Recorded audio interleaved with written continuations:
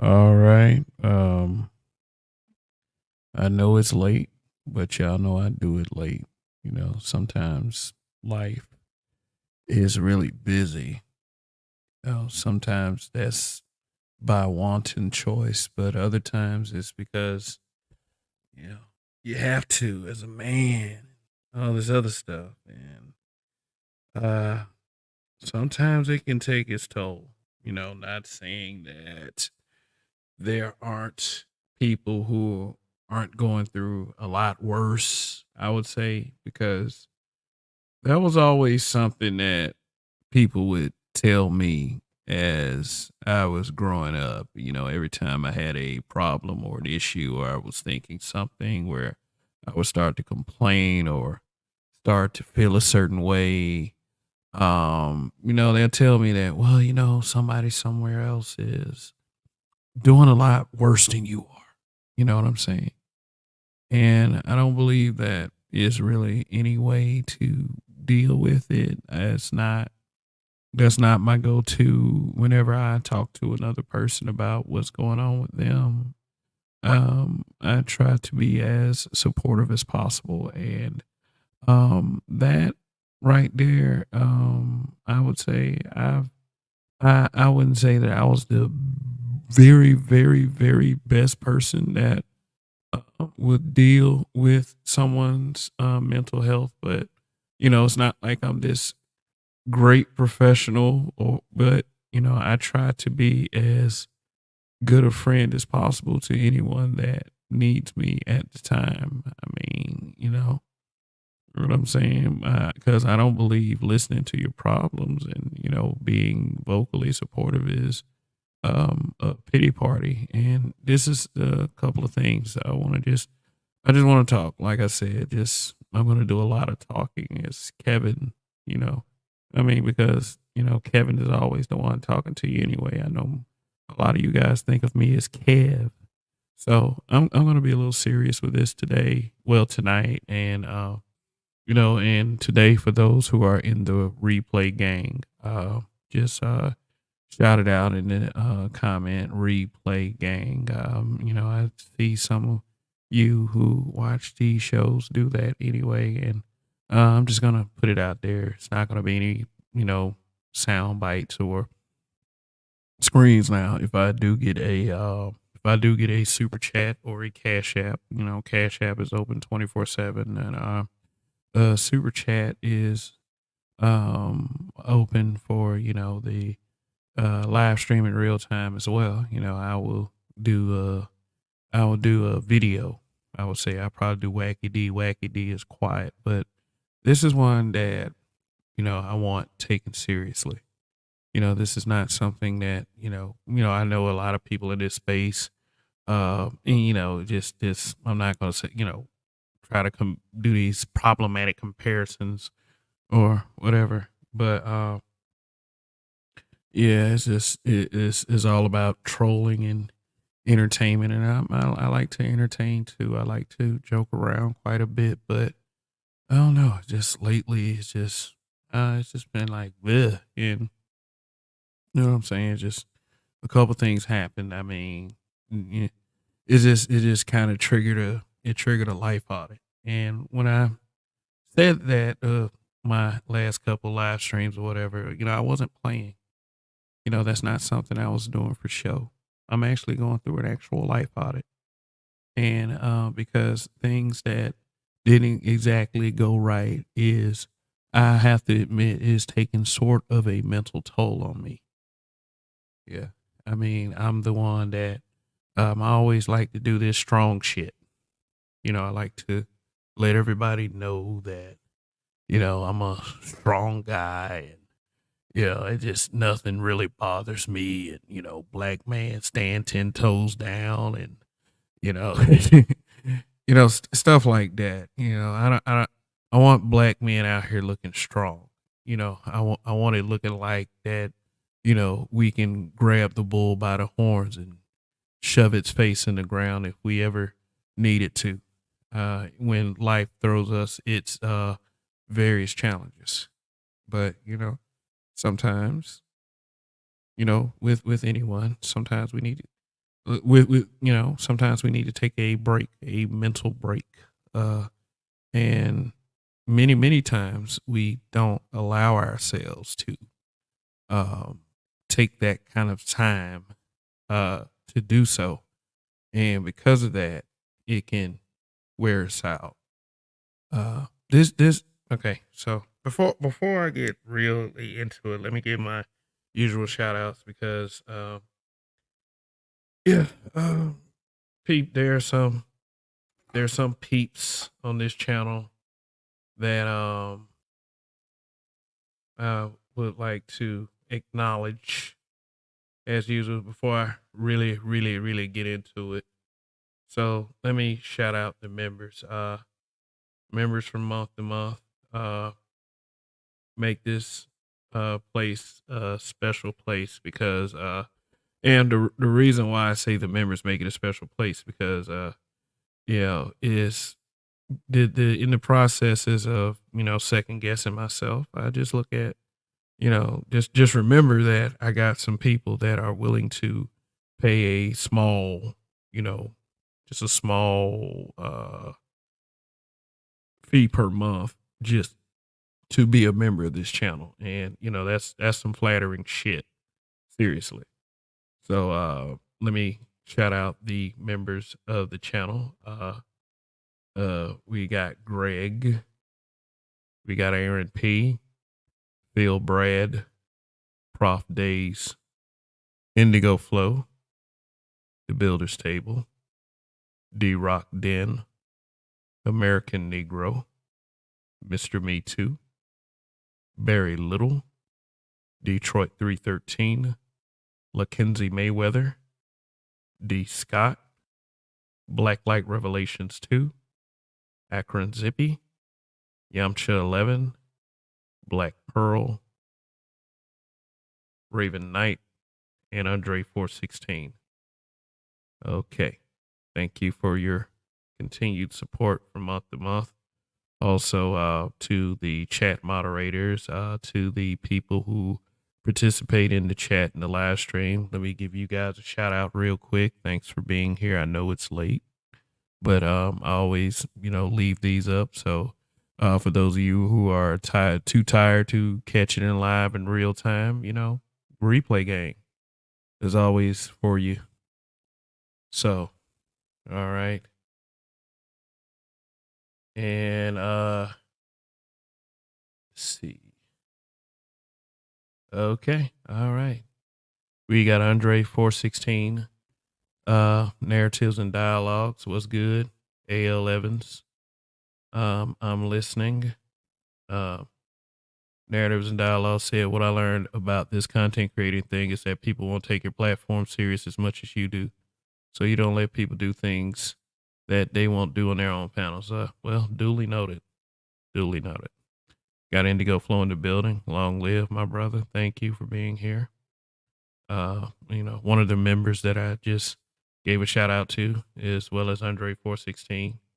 So I definitely took a mental break so I could reevaluate the whole situation of the space in YouTube and how I wanted things to run. But what if you can't afford to take a mental break?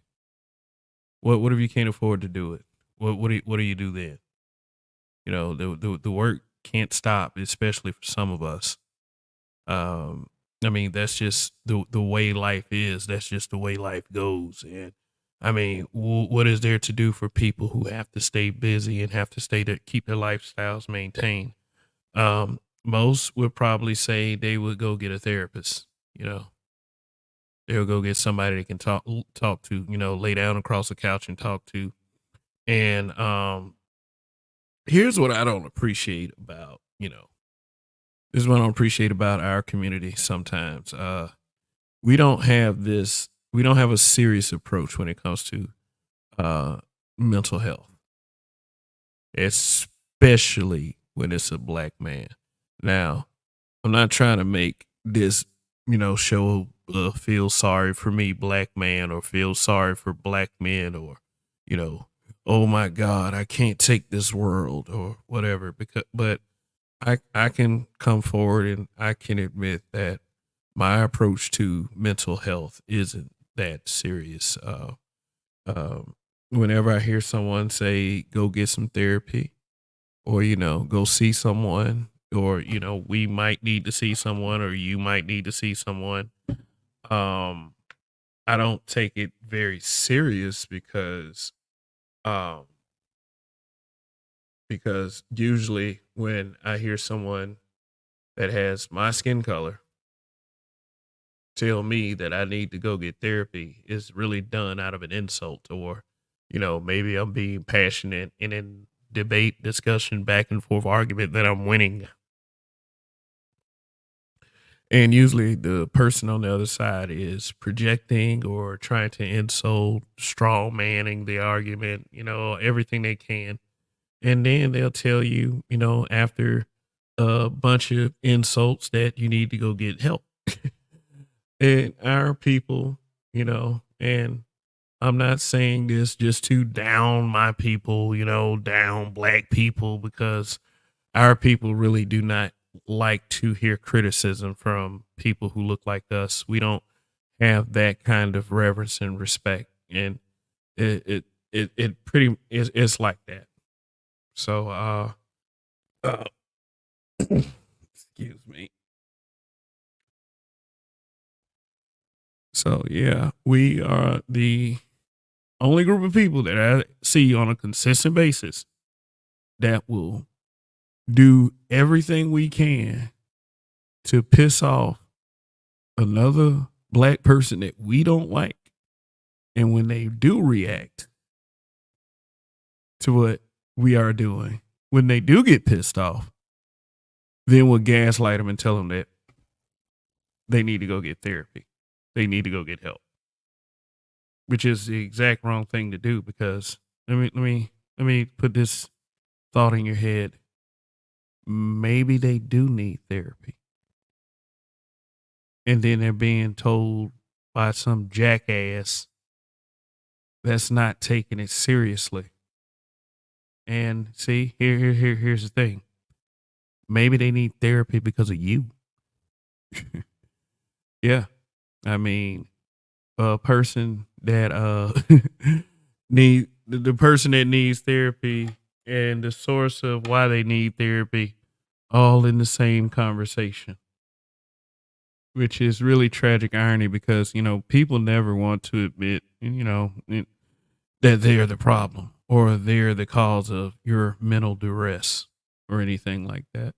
And I was always one that had to understand, and I was always told by everybody that look, there are always worse people in the world. There are those less fortunate than you. Yeah. There are some people that has, one arm or six toes. They were born with six toes. You got all your toes, right? Right. You got all your toes, right? No. And I answer yes, but sometimes, like, I have to understand, and with other people as well, is that sometimes people don't need to hear that. Sometimes just talking to a regular ass person whom you're close to is good enough. And I think that many of us humans don't understand that. And we don't, especially don't understand that with black men. Like I said, I'm not trying to use this as a feel sorry for us black men fest. I'm not doing that. I'll never do that. I've never used a feel sorry for me fest. No, I will never do that. Nope. I don't look for pity. We don't look for pity.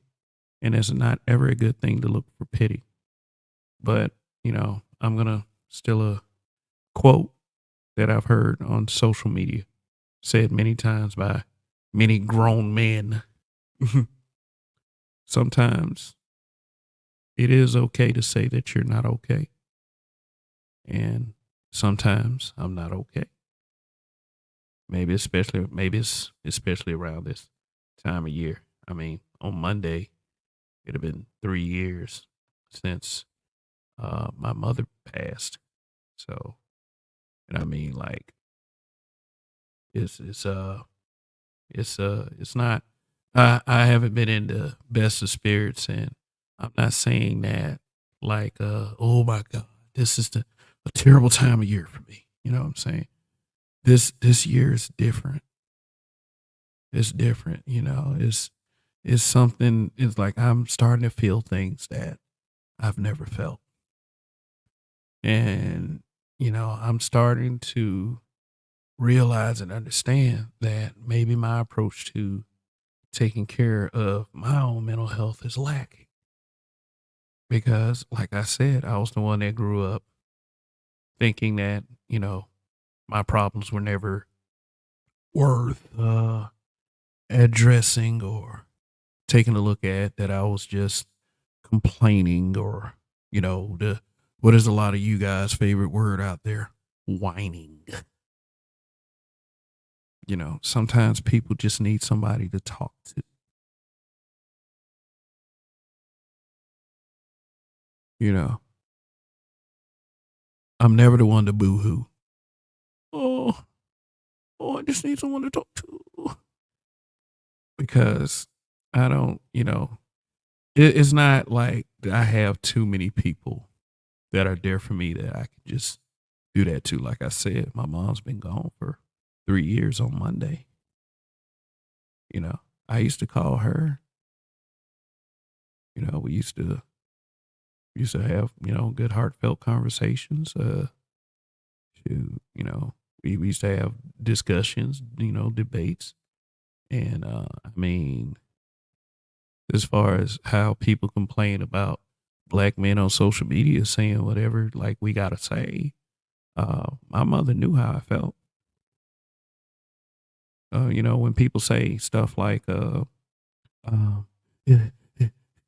if you're gonna say that about black women, why don't you tell your mom?" Newsflash: my mother knew everything. Hmm. My mother was the one telling me half this stuff, and she ain't even realize it because she was kind of on that feminist tip. Didn't really necessarily make her a bad person, but my mother knew. So rest in peace, mom. This time of year, something else. And with me, it's not only that; it's a few other things too. You know, sometimes we just gotta sit back and take a look and breathe a little bit. Yeah, it's and sometimes we don't, as black men, really sit down and have the time to do that because we are treated as weak whenever we admit that there is something wrong with us that comes to emotion. Man, if you are sad, can you walk to another grown black person and say, "I am sad"? Can you do that and not sound like it's funny, or or have that person, maybe that person will say, "Oh," but it'll be kind of in a backhanded way, so to speak. I've had to learn that, that people could kind of care less if you're a guy. I mean, even if you're going through something, you talk about something more than two times, the person that you're looking to talk to about it will kind of just get tired of hearing it already. Now, am I saying that person is necessarily wrong for wanting to dismiss you like that? No, because I'm that kind of person too. I don't want to sit there and listen to somebody's complaining. But without being a complete a-hole 24/7, I do understand that sometimes people need an ear. Whenever someone asks me for an ear, there are a couple people in this space that can attest to that. I will listen. Period. You got me. And, you got me for that. And by saying that, I got you. I can do the absolute best that I can. Now, before I get into Mr. Murray, because no, he's in the title. I want to put this bug in your ear, and then I'm gonna finish shouting out the chat, and then I'm gonna go ahead and show y'all a couple things. All right, I was thinking about this earlier today. Okay, say this black kid, 13 years old, walks into his junior high school, fully loaded, automatic you know, automatic weapon and just starts unloading on a classroom. Then, you know, he turns the gun on himself and blows his brains out. Which I have to say, I've never understood this. I never understood the one thing I never understood about mass shootings is that why don't the guy just turn the gun on himself first? That way everybody else can be left the fuck alone from his crazy, stupid ass. You know what I'm saying? So although, I think that we need to have a more sincere approach to mental health, if it's too late, then there's nothing that we can do for that person. Now, um, now think about this, the public reaction. Are there going to be a bunch of people, and I can even narrow it down to black folks? Are there going to be a bunch of black folks that's going to be on the news and start saying stuff like, think you can say this for yourself as well. It's going to say stuff like, oh, he was misunderstood. He was this loner type kid. He took out the trash. He was pretty nice. He didn't bother anyone. Then, people going down to hunt this kid's friends and to talk about how good a person he is. Remember, this is a 13-year-old black kid. Now, doggone well, the answer is no.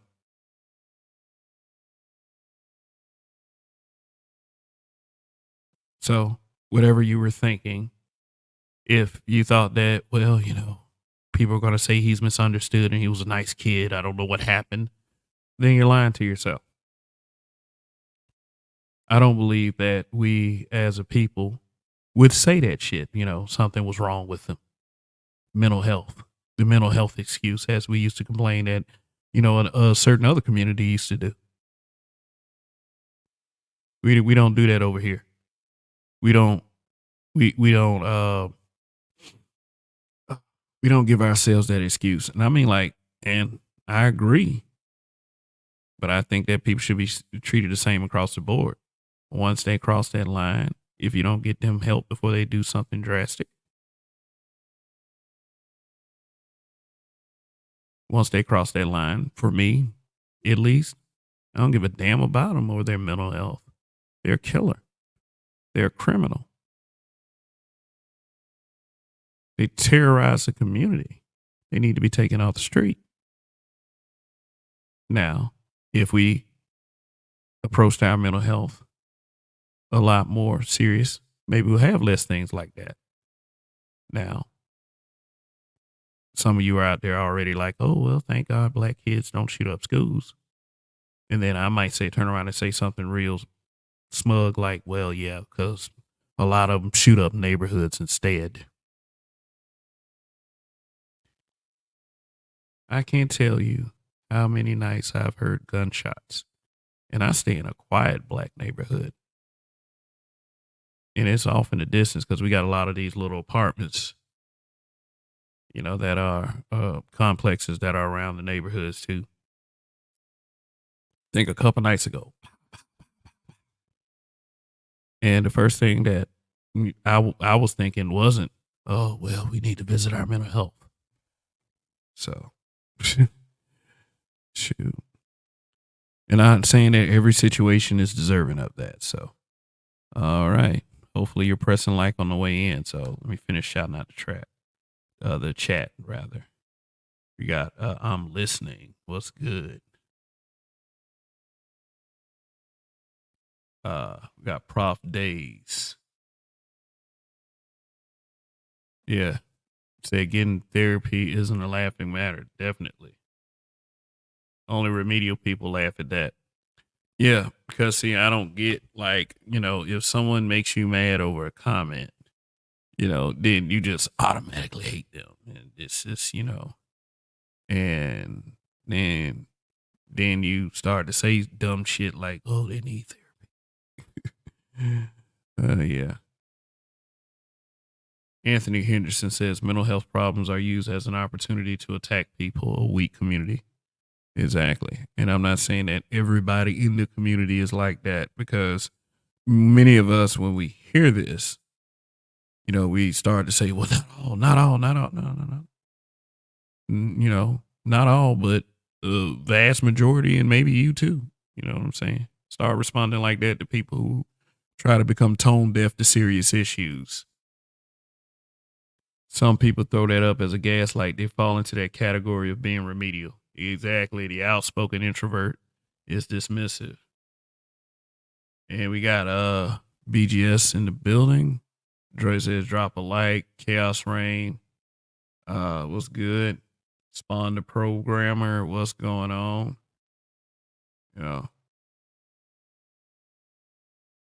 I hate when people say you could have it worse and throw up a bunch of straw men. Yeah, because our people, I would say, are not the best therapists, and really, as black men, we should not be looking for that.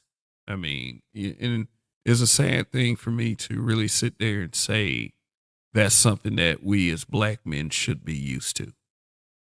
But it is what it is.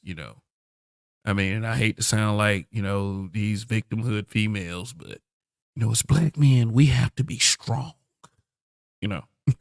And that's no joke. We have to be strong. We don't have a choice. One thing that I would say, always, always protect your image and your reputation.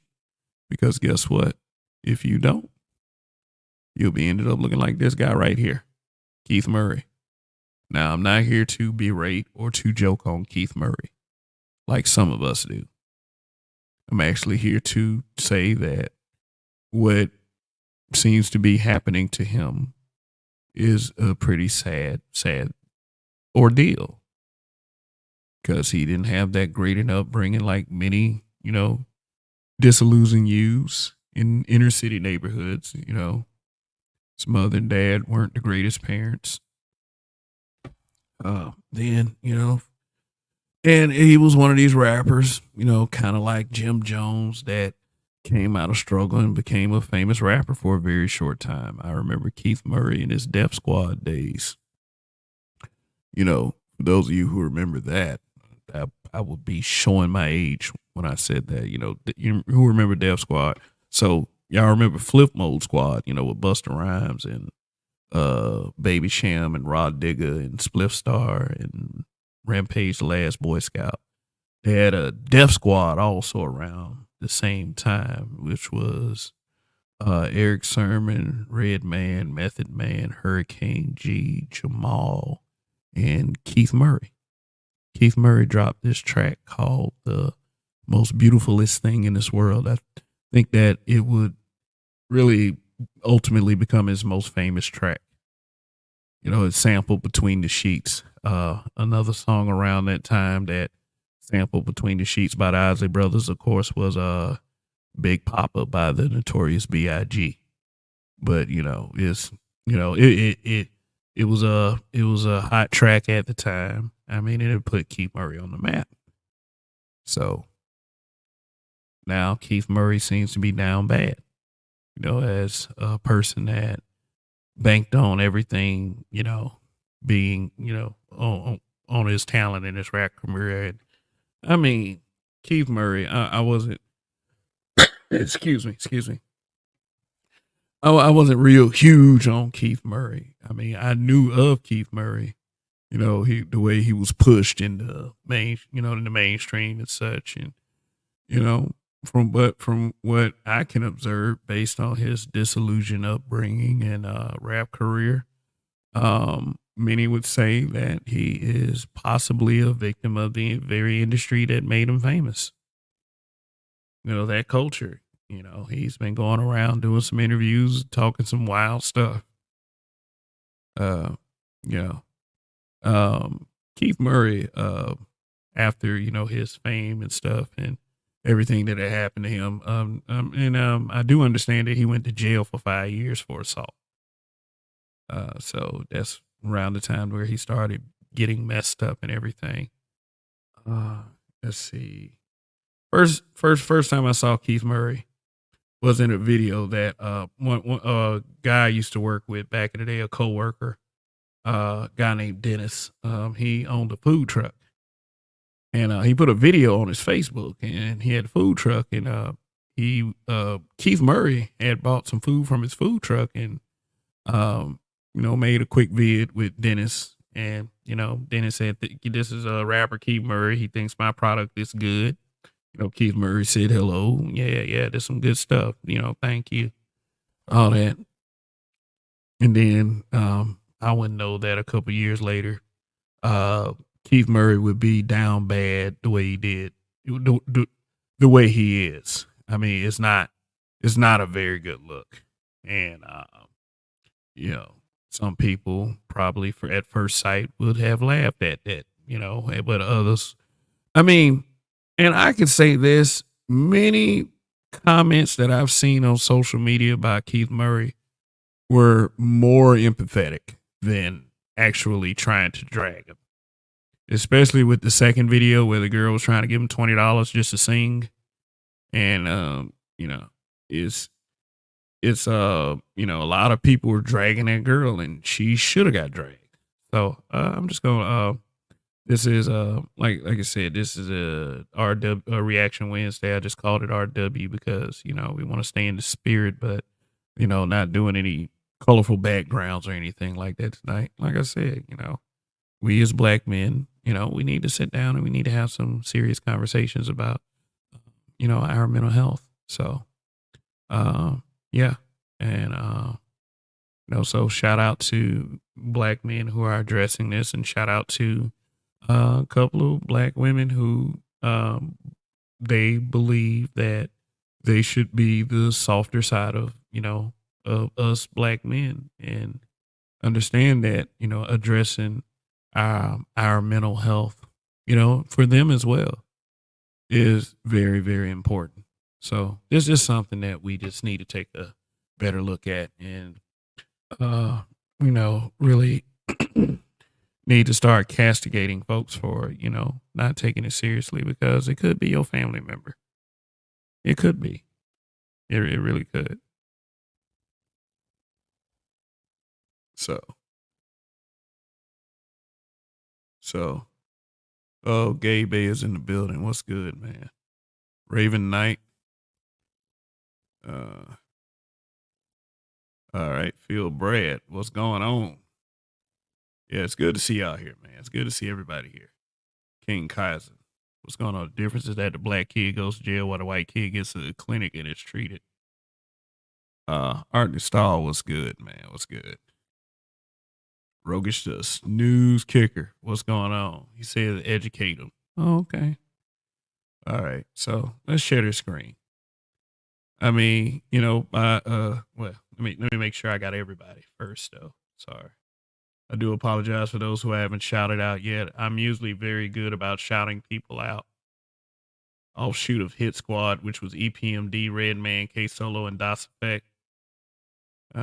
And that's also when Redman and Method Man, I believe, first worked together. Then they broke out, did their Red Man, Method Man thing, and history from there. Nightish was good. So let me go share the screen. I'm just gonna night. Yeah, I mean it's two shorts. I'm sure that many of you have seen these. Many of you have seen these shorts. I mean, like I said, many of us aren't going to feel sorry for black men in general, and I don't expect a pity party for any of us, actually. So also let me check my. All right, hopefully y'all pressing like on the way in. It's not going to be something that I'm going to put too much emphasis on tonight, but yeah, just for the algorithm. Okay, I got 28 likes, so that's good. And all right. So I have share the screen. So interesting, in a Google search, I put black men mental health statistics, and this is the first thing that comes up. The death rate from suicide for black or African American men was 4 times greater than for African American women in 2018. The overall suicide rate for Black or African Americans was 60% lower than that of non-Hispanic white population in 2018. Okay. All right. So that S word in there. Let's put out a disclaimer. I'm doing it. I'm using that word to educate, and I know that people use words like, you know, self deletion, to avoid getting in trouble. But just this let's just be serious. This really speaks to something like, although we do need to take a more serious look at our mental health as Black African American men, uh we aren't, I guess, because of the gaslighting and societal pressure, that we are not offering ourselves as much as white folks. you know See how they did these comparisons to other groups to create this framing that, it's really, uh, you know is really not that bad compared to white folks. But yeah, but we're killing ourselves, and this is not the killing each other thing that, these dummies love to throw up in our faces. um we're Black men are offing ourselves at 4 times the rate of Black women.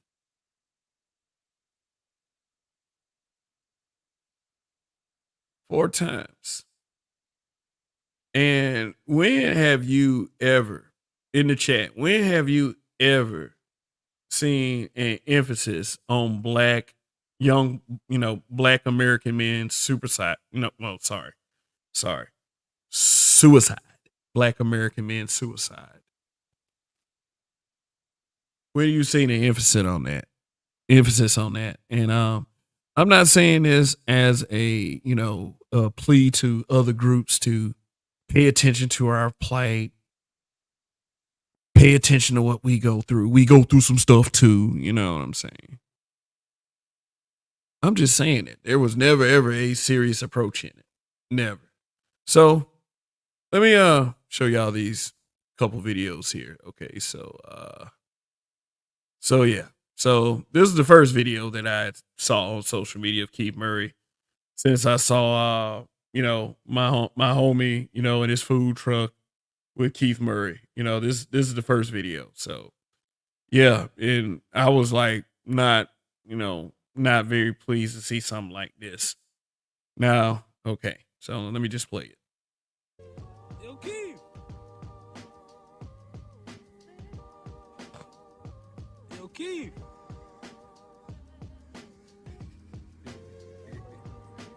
Yeah, that's the Keith Murray. Yo, Keith.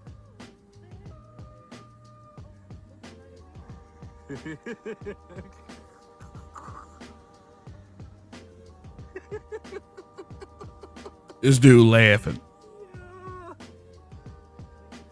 Yo. Yo, Keith. Yo, who we doing?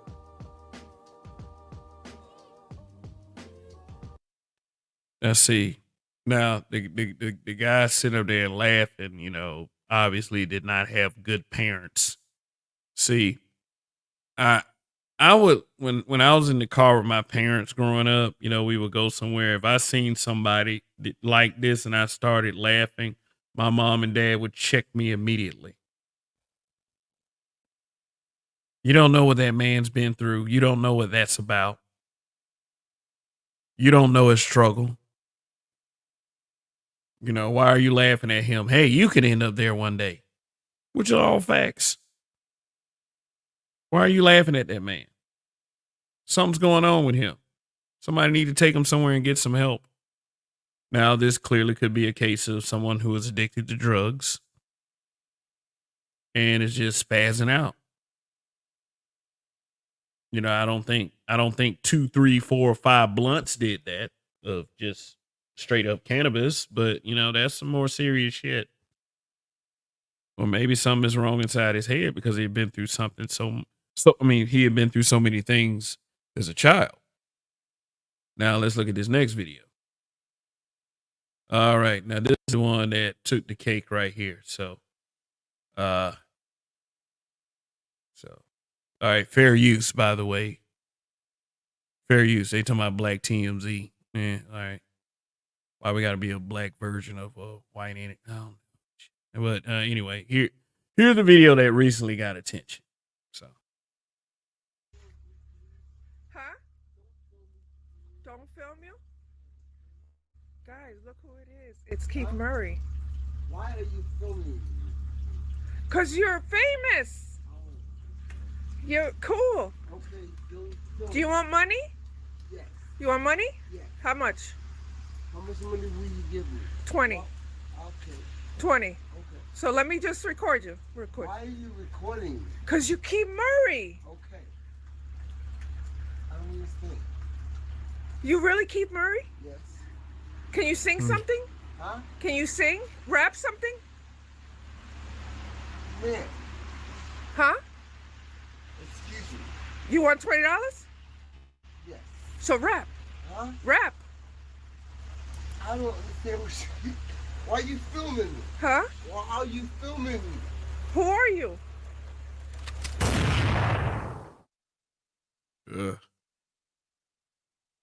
so okay. Well, so let's read this Black Voltron screenshot and shout out to the content creator who made this short video rather. It's not really well. Anyway, it says some completely disgusting and disrespectful bullshit. He's clearly having declining mentally and physically, and this suspected white supremacist bitch, Madam C. Lopez, wants to gain clout by celebrating his downfall. Time to make Madeline famous on the Summer Jam screen. Oh, okay. So what? They got another screen? Are they showing there the person who? Okay, that must be some other shit. So I guess whoever Madeline Lopez was the one that filmed Keith Murray doing that, but that was definitely some very deplorable behavior. It's like that guy from the Cosby Show that played Elvin. It's like every time you see a person that's famous and used to be famous, you want your little social media moment. Yeah, like, that also remember that time Young Jock was doing the ride share thing. He was trying to promote a new ride share company, but they thought that he was down bad. We have this thing where if they've ever been in the spotlight, that they're rich, they should have mega bucks and money and be rich and famous for beyond their wildest dreams, and we should be trying to get $20 from them. Shoot, I mean, Keith Murray, he wanted $20. Shit, I can't blame him, but it's just really a shame to see somebody fall that hard. But I heard he's been doing a tour, tour of interviews. He interviewed Willie D. I watched some of that. Yeah. So, yeah, he's been saying some crazy shit. Talking about some of his sexual exploits with other famous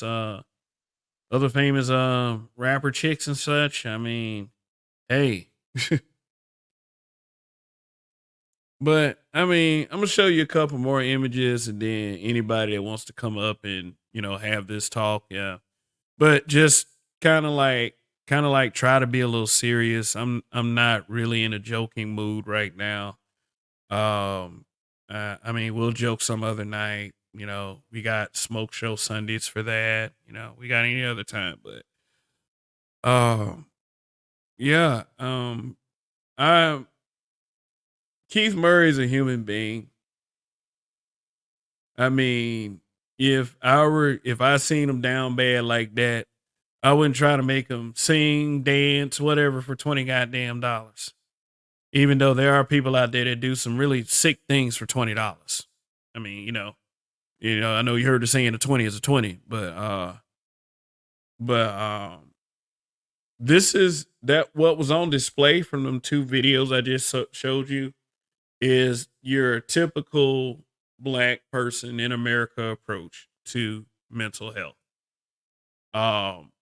When I see a person on the street begging for money, I mean, like kind of like a homeless guy that looks like he hadn't showered for months, you know, not the down bad people that say, "Oh, my family need food" or anything, but they run into some unfortunate stuff too. But the reason why I mentioned like the homeless guy that hadn't showered in weeks is because a lot of those guys' mental health have declined and they never got any help. Some of those guys were actual military. Yeah. So I try not to judge them. I try not to assume that they are just men who were lazy and sorry AFs. They were so sorry that they ended up on the street. Sometimes that there's going to be an existing patch of human beings that will never ever get the help that they need. And, for many, many, many of them, they are somebody's long lost family member, somebody's friend, somebody's husband, somebody's wife, somebody's father.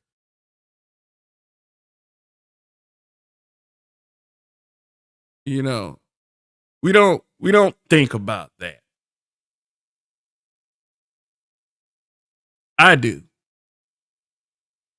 And I used to be the kind of person, if a person up like that looked like that walked up to me and asked me for money, I would have this attitude like no, or do what my cousin does, ask them for money instead, or ask them for money before they can ask me.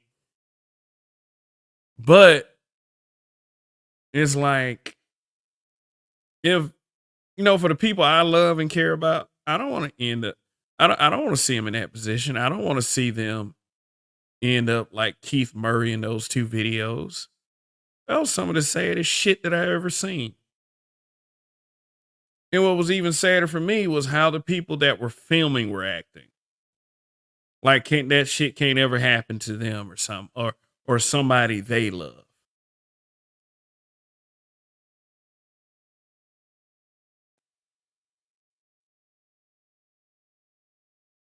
Like I said, I'm not saying feel sorry for everyone. I'm not saying give everybody the pity party. What's good, Rayhama? I see you down there. Let me show you a couple more images and then I'm gonna open up the panel. If nobody comes up, that's fine. I believe I've said enough anyway. And thanks for, riding with me on. See, this is why I always say that I have to come from a genuine place, because I know why people are watching this. I know why you guys are watching this. So thank you for your continued support. But let me show you a couple other images. Okay. Boy, did we have fun with this. And I know I'm using celebrity examples. Our celebrities are our go-to because they are public figures and they are notarized, notable people. And when this happened, when Tyrese had this meltdown on social media, a lot of people had fun with it. We didn't think about his mental health. We didn't think about that. We just want to get our jokes in. We called him Cry Reese. I called him Cry Reese. Some of us thought it was a bad look.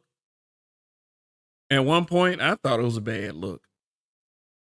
But what really lies beneath the surface that will bring a grown man to cry in front of millions of people?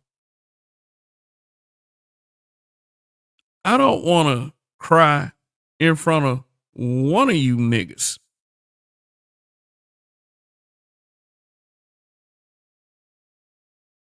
Shoot. And it's for the reasons I stated earlier. You are treated as weak if you have any type of upsetting, traumatic, sad event happen to you.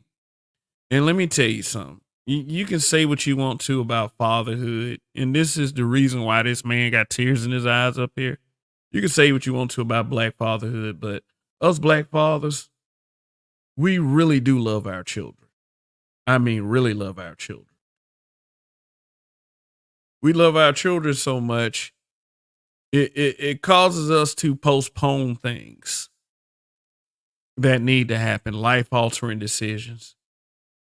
There are men that will stay with a horrible woman just to be around his kids, his child or children.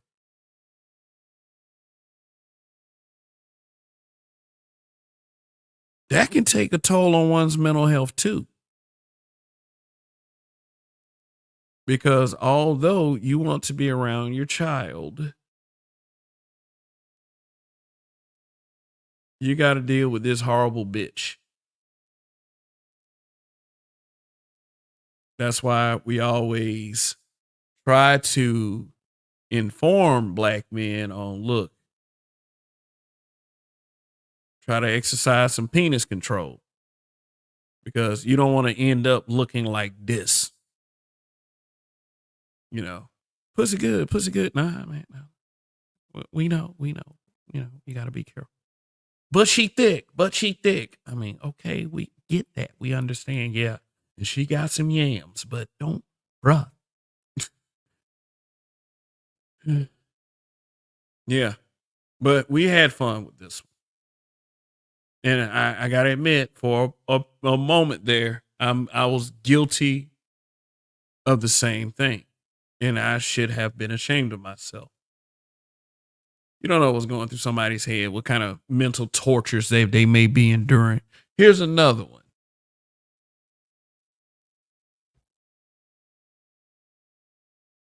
This man got so wound up,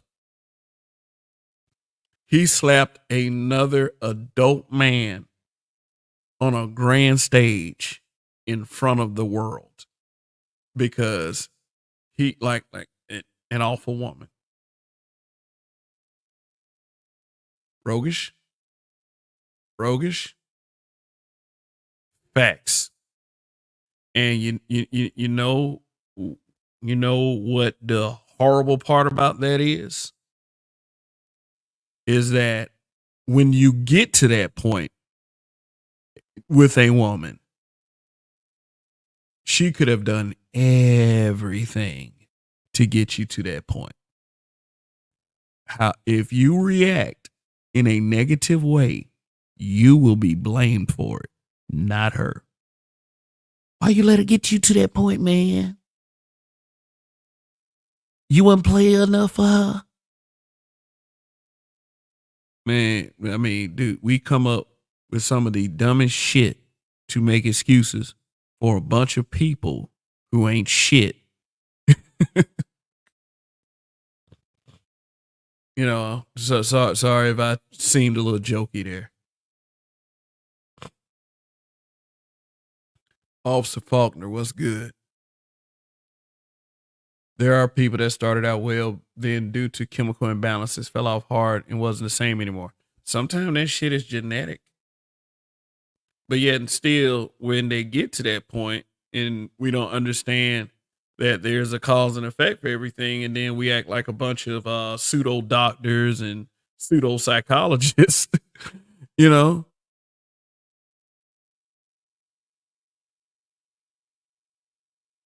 Yeah. I picked up a smoking habit. It got so bad for me dealing with this one woman. I quit 3 years ago. Oh yeah. I mean, man, cigarette smokers used to be some of the most annoying people to me. I mean, like, it started out with my granddaddy. It wasn't so annoying, but he had to puff and puff and puff and puff and puff and puff and puff. I believe it contributed to his dementia, before he died. And this was back in 2012. Rest in peace, granddaddy. But, a lot of people like people don't realize like the long-term effects of things. That's a mental that's really a mentally debilitating condition. So, that's mental health as well. Yeah, but you said that you're dealing with this one woman. See, like women. See, this is what Will's problem was. A woman. Women, man, look, man. It's okay to love a woman. It's okay to love a woman, and women have this effect on us. They really seriously do, especially if you are in any kind of love with her. We love hard as black men. Just like I said, we love our children hard. We love our women hard too. The women are usually the ones that get credit for being the emotional ones. But we really do minimize the mental effects that women have on men, and but really, and really, black women have it on black men because we're always like I said, gaslit into believing that she's treating us this way because it's something that she sees in you ever heard that? If you get disrespected by a woman, that is something that she's seeing you that calls her to disrespect you.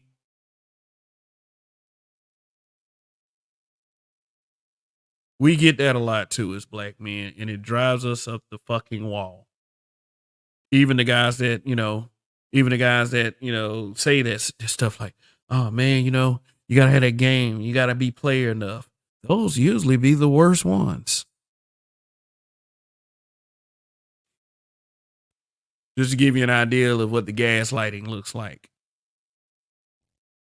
Yeah, man, but I'm glad you quit them cigarettes, bruh. Cigarettes are not good.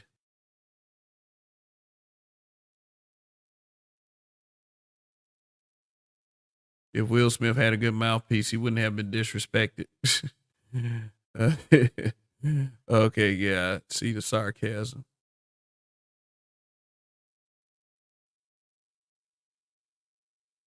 Say your second divorce came through the COVID-19 period.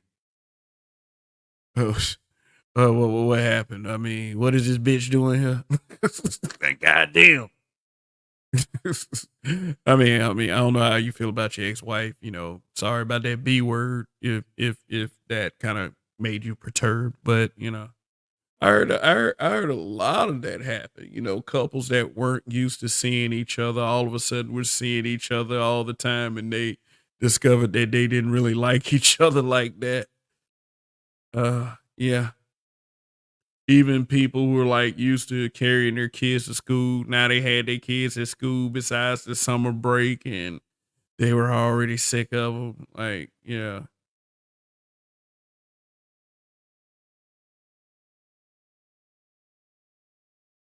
Yeah. Not true. Jada is a master manipulator. Yeah, I think that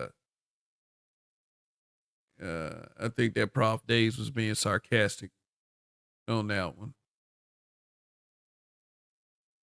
Uh Said I'm smoking one now. I feel called out. That's so Andre 416. Yeah. She was all of that during COVID, but she was least honest enough to tell me outright she didn't want to have to be accountable to anybody. It hurt like a motherfucker, but you gotta respect it. Yeah, yeah, yeah. At least they tell you what they are instead of, having you guessing and shit. You know what I'm saying? Yeah. I'd rather know who everybody is. I'm talking about racist bitches, shoot, grimy ass fuck niggas. I would like to know who each and every one of you are. It'll make it easier to deal with you. But since, life doesn't work like that, then hey, we gotta deal with you like this right now. But anyway, man, you know. All right. So my thing is about myself and my own mental health is that I was always a guy that felt as if all I was strong enough to get through anything. I never really took the time to deal with things. I don't even know if I ever dealt with my mother's passing properly. Shoot, a couple years before her, it was my best friend of like 30 years. Like, never, I cried. I'm not afraid to admit that I cry about things like that. but I don't know if I ever dealt with it properly. And it's just like everything as of late has been coming in like a ton of bricks. And I don't look for any pity parties. I'm not looking for the metaphoric pat on the back. I'm still not looking for that. Even though I may need somebody to talk to, I do admit that. It is not, it's still, and that's for all of you out there, not your job to make sure that I'm okay. And to a fault, I don't know why I feel that. I mean, I kind of do know why I feel that way. Let me stop lying. Maybe it's stubbornness on my part. Maybe it's time for me to admit some things, like I said Sunday night. The reason why I'm being transparent is because I know some of y'all are going through the same thing out there. You're not me, of course. But it is sometimes, man. Sometimes. It's just, I know. I understand.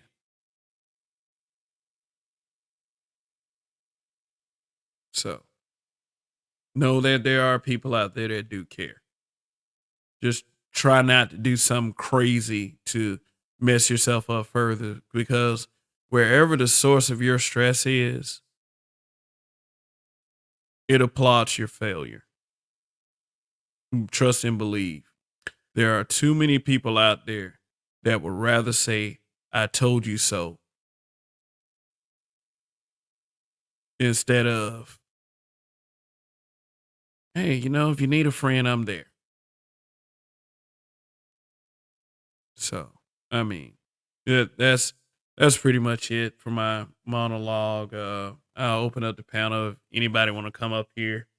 Look, like I say, we can talk, we can laugh, but not like it's not like a comedy thing, because sometimes laughter is the best therapy.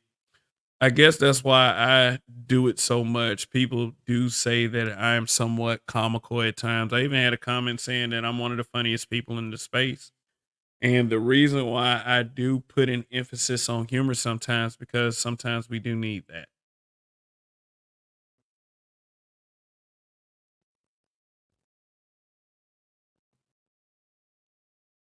Too many heartless dudes out here, man. Yeah, Ray Hummer, and many of us, we carry that like it's a badge of honor. Like, it's some great thing to not give a fuck. Man, I don't give a fuck. People who have to say that for me, people have to people who have to say that more than one time, they do give a fuck. People like, I don't care, but they super passionate in the argument, they do care.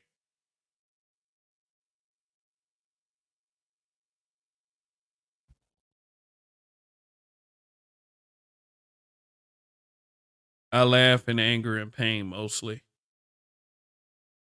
Bruh. But that pain is a motherfucker. Not not not all pain is physical. Mental pain can be a lot worse than any physical pain.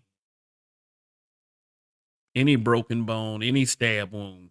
I mean, no, those hurt pretty they hurt pretty bad, but y'all know what I mean.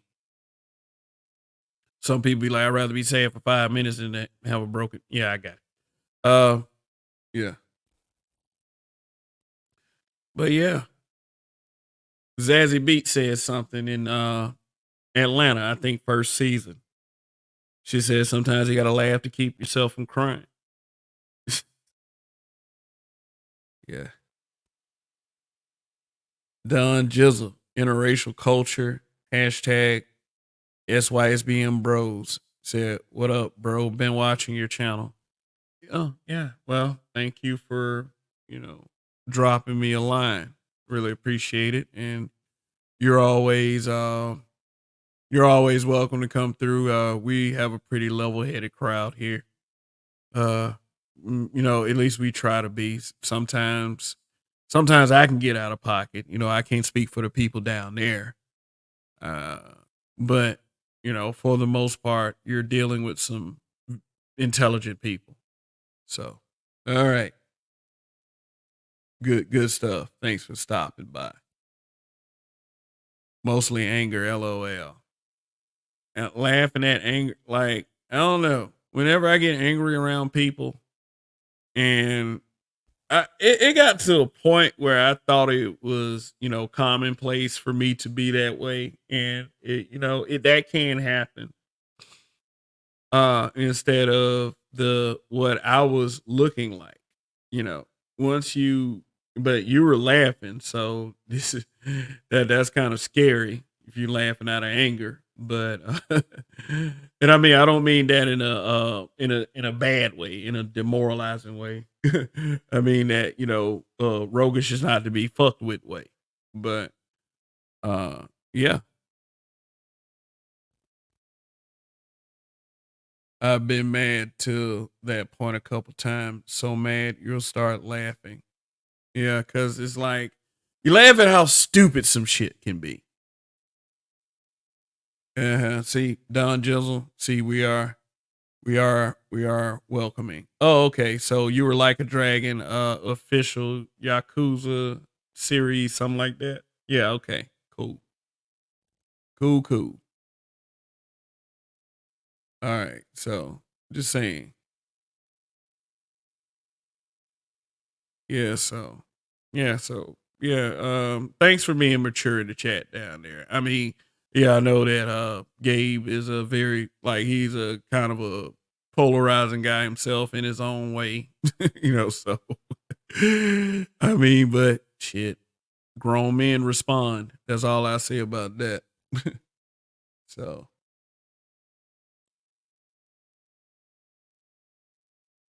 all right. So I'm gonna drop the link. So somebody want to come up here? Great, awesome. If y'all don't, then I believe I got my point across. So, yeah.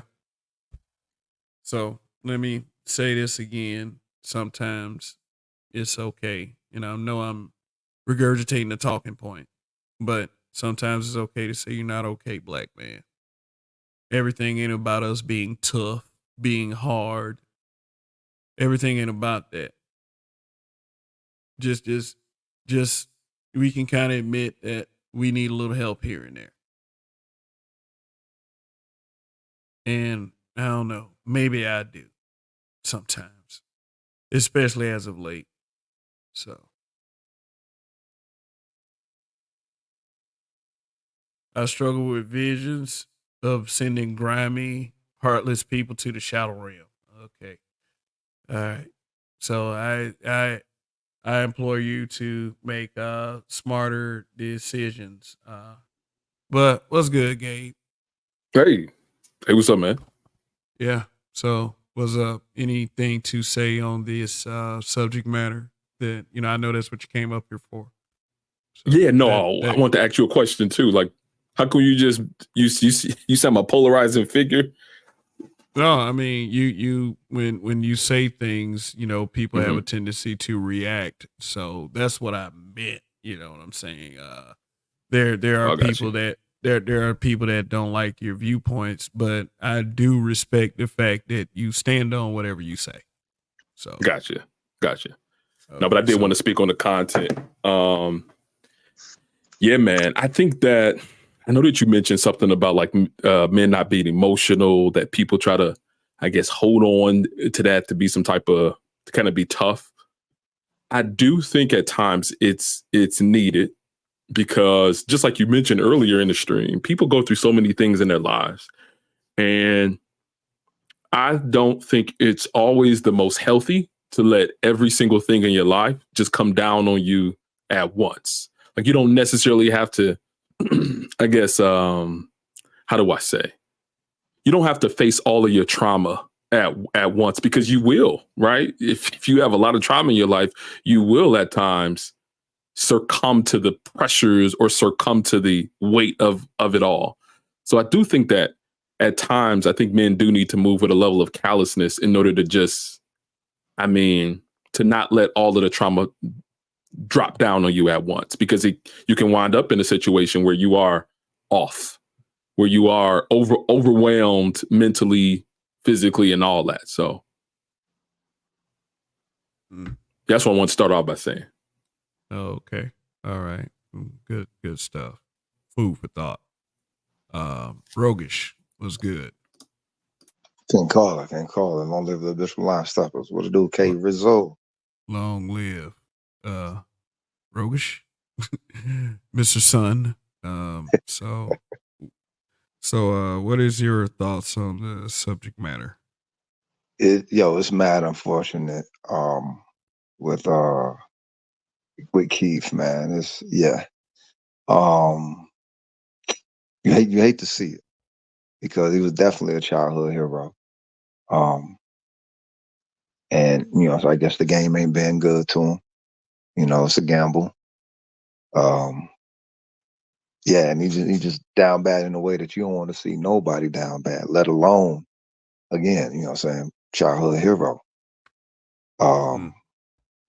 Because I mean he was, being the MC, he was one of those who you definitely looked up to, because he was a lyricist. He wasn't just a rapper. He was straight up lyricist, and wrote some dope shit, made some dope shit. But when it comes to that mental health, is what we do. Like, okay, so when you read the stats with self-delete, right? Now, I know that's definitely been climbing. I think it's like the number 3. Shout out to Tia Son Johnson. I think it's like number 3 cause of mortality amongst Black men. I think it's heart disease, homicide, and then self-delete. And I mean, brothers just going through it.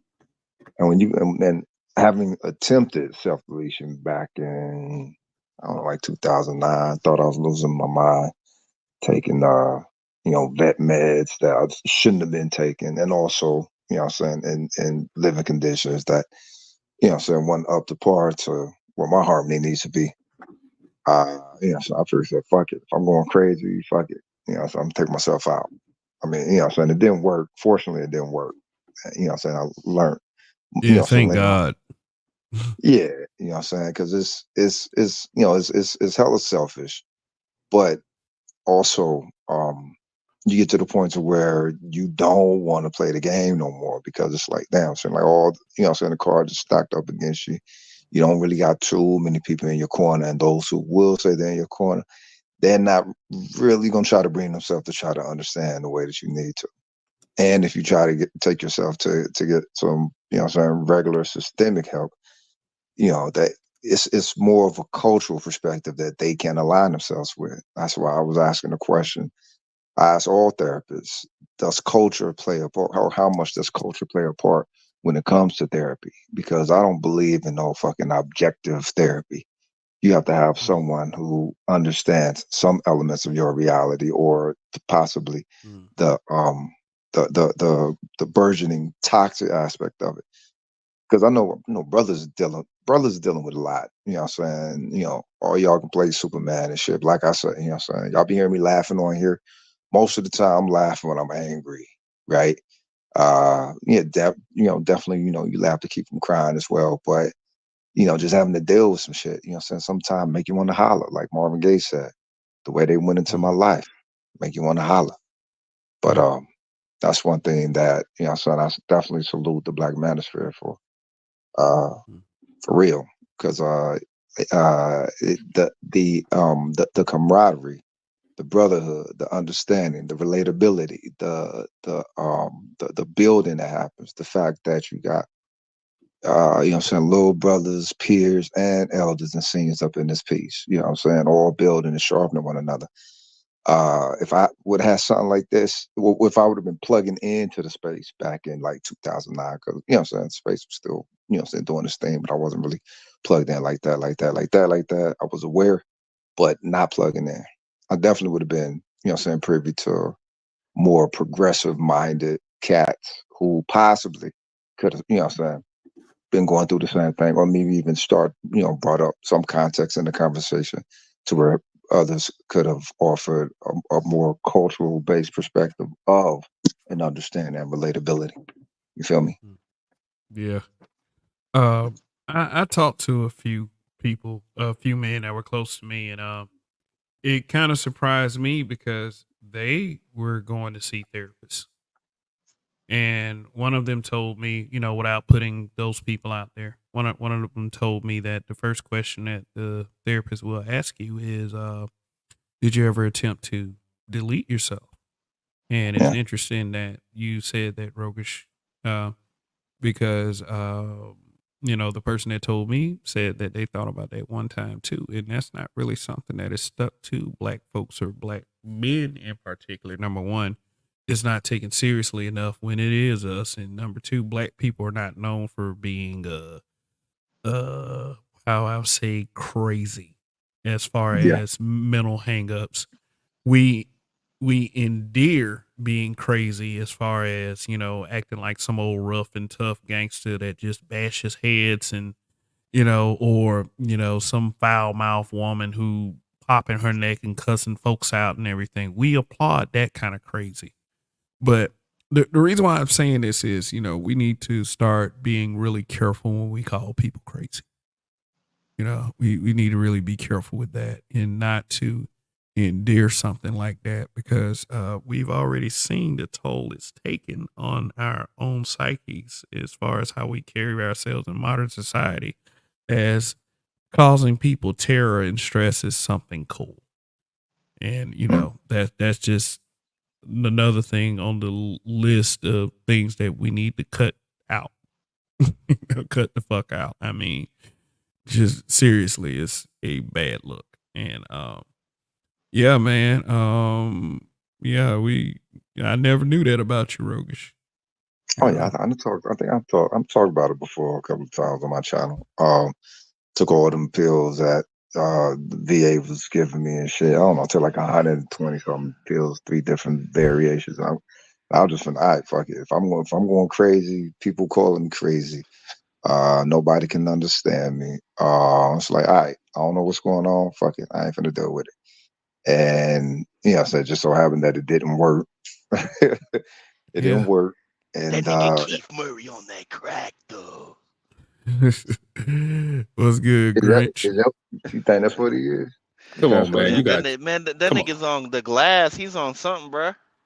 Yeah. That's drugs. I mean, that's mental stuff, but that is drugs too. The nigga's on that glass. That nigga's sucking the pipe. He cleaning it right. Yeah, I don't know if you heard before, Grinch, but Kev said he want to kind of keep it more on a serious tone. I know you. Oh my god. Oh Yeah. my god. Such a boy. Okay, fucking. Let's be serious. That nigga's a fucking crackhead. It is what it is. No. Hold on, homie. You jumped in the middle of mine, and mine is real. Mine ain't no fucking crackhead. You feel me, cut?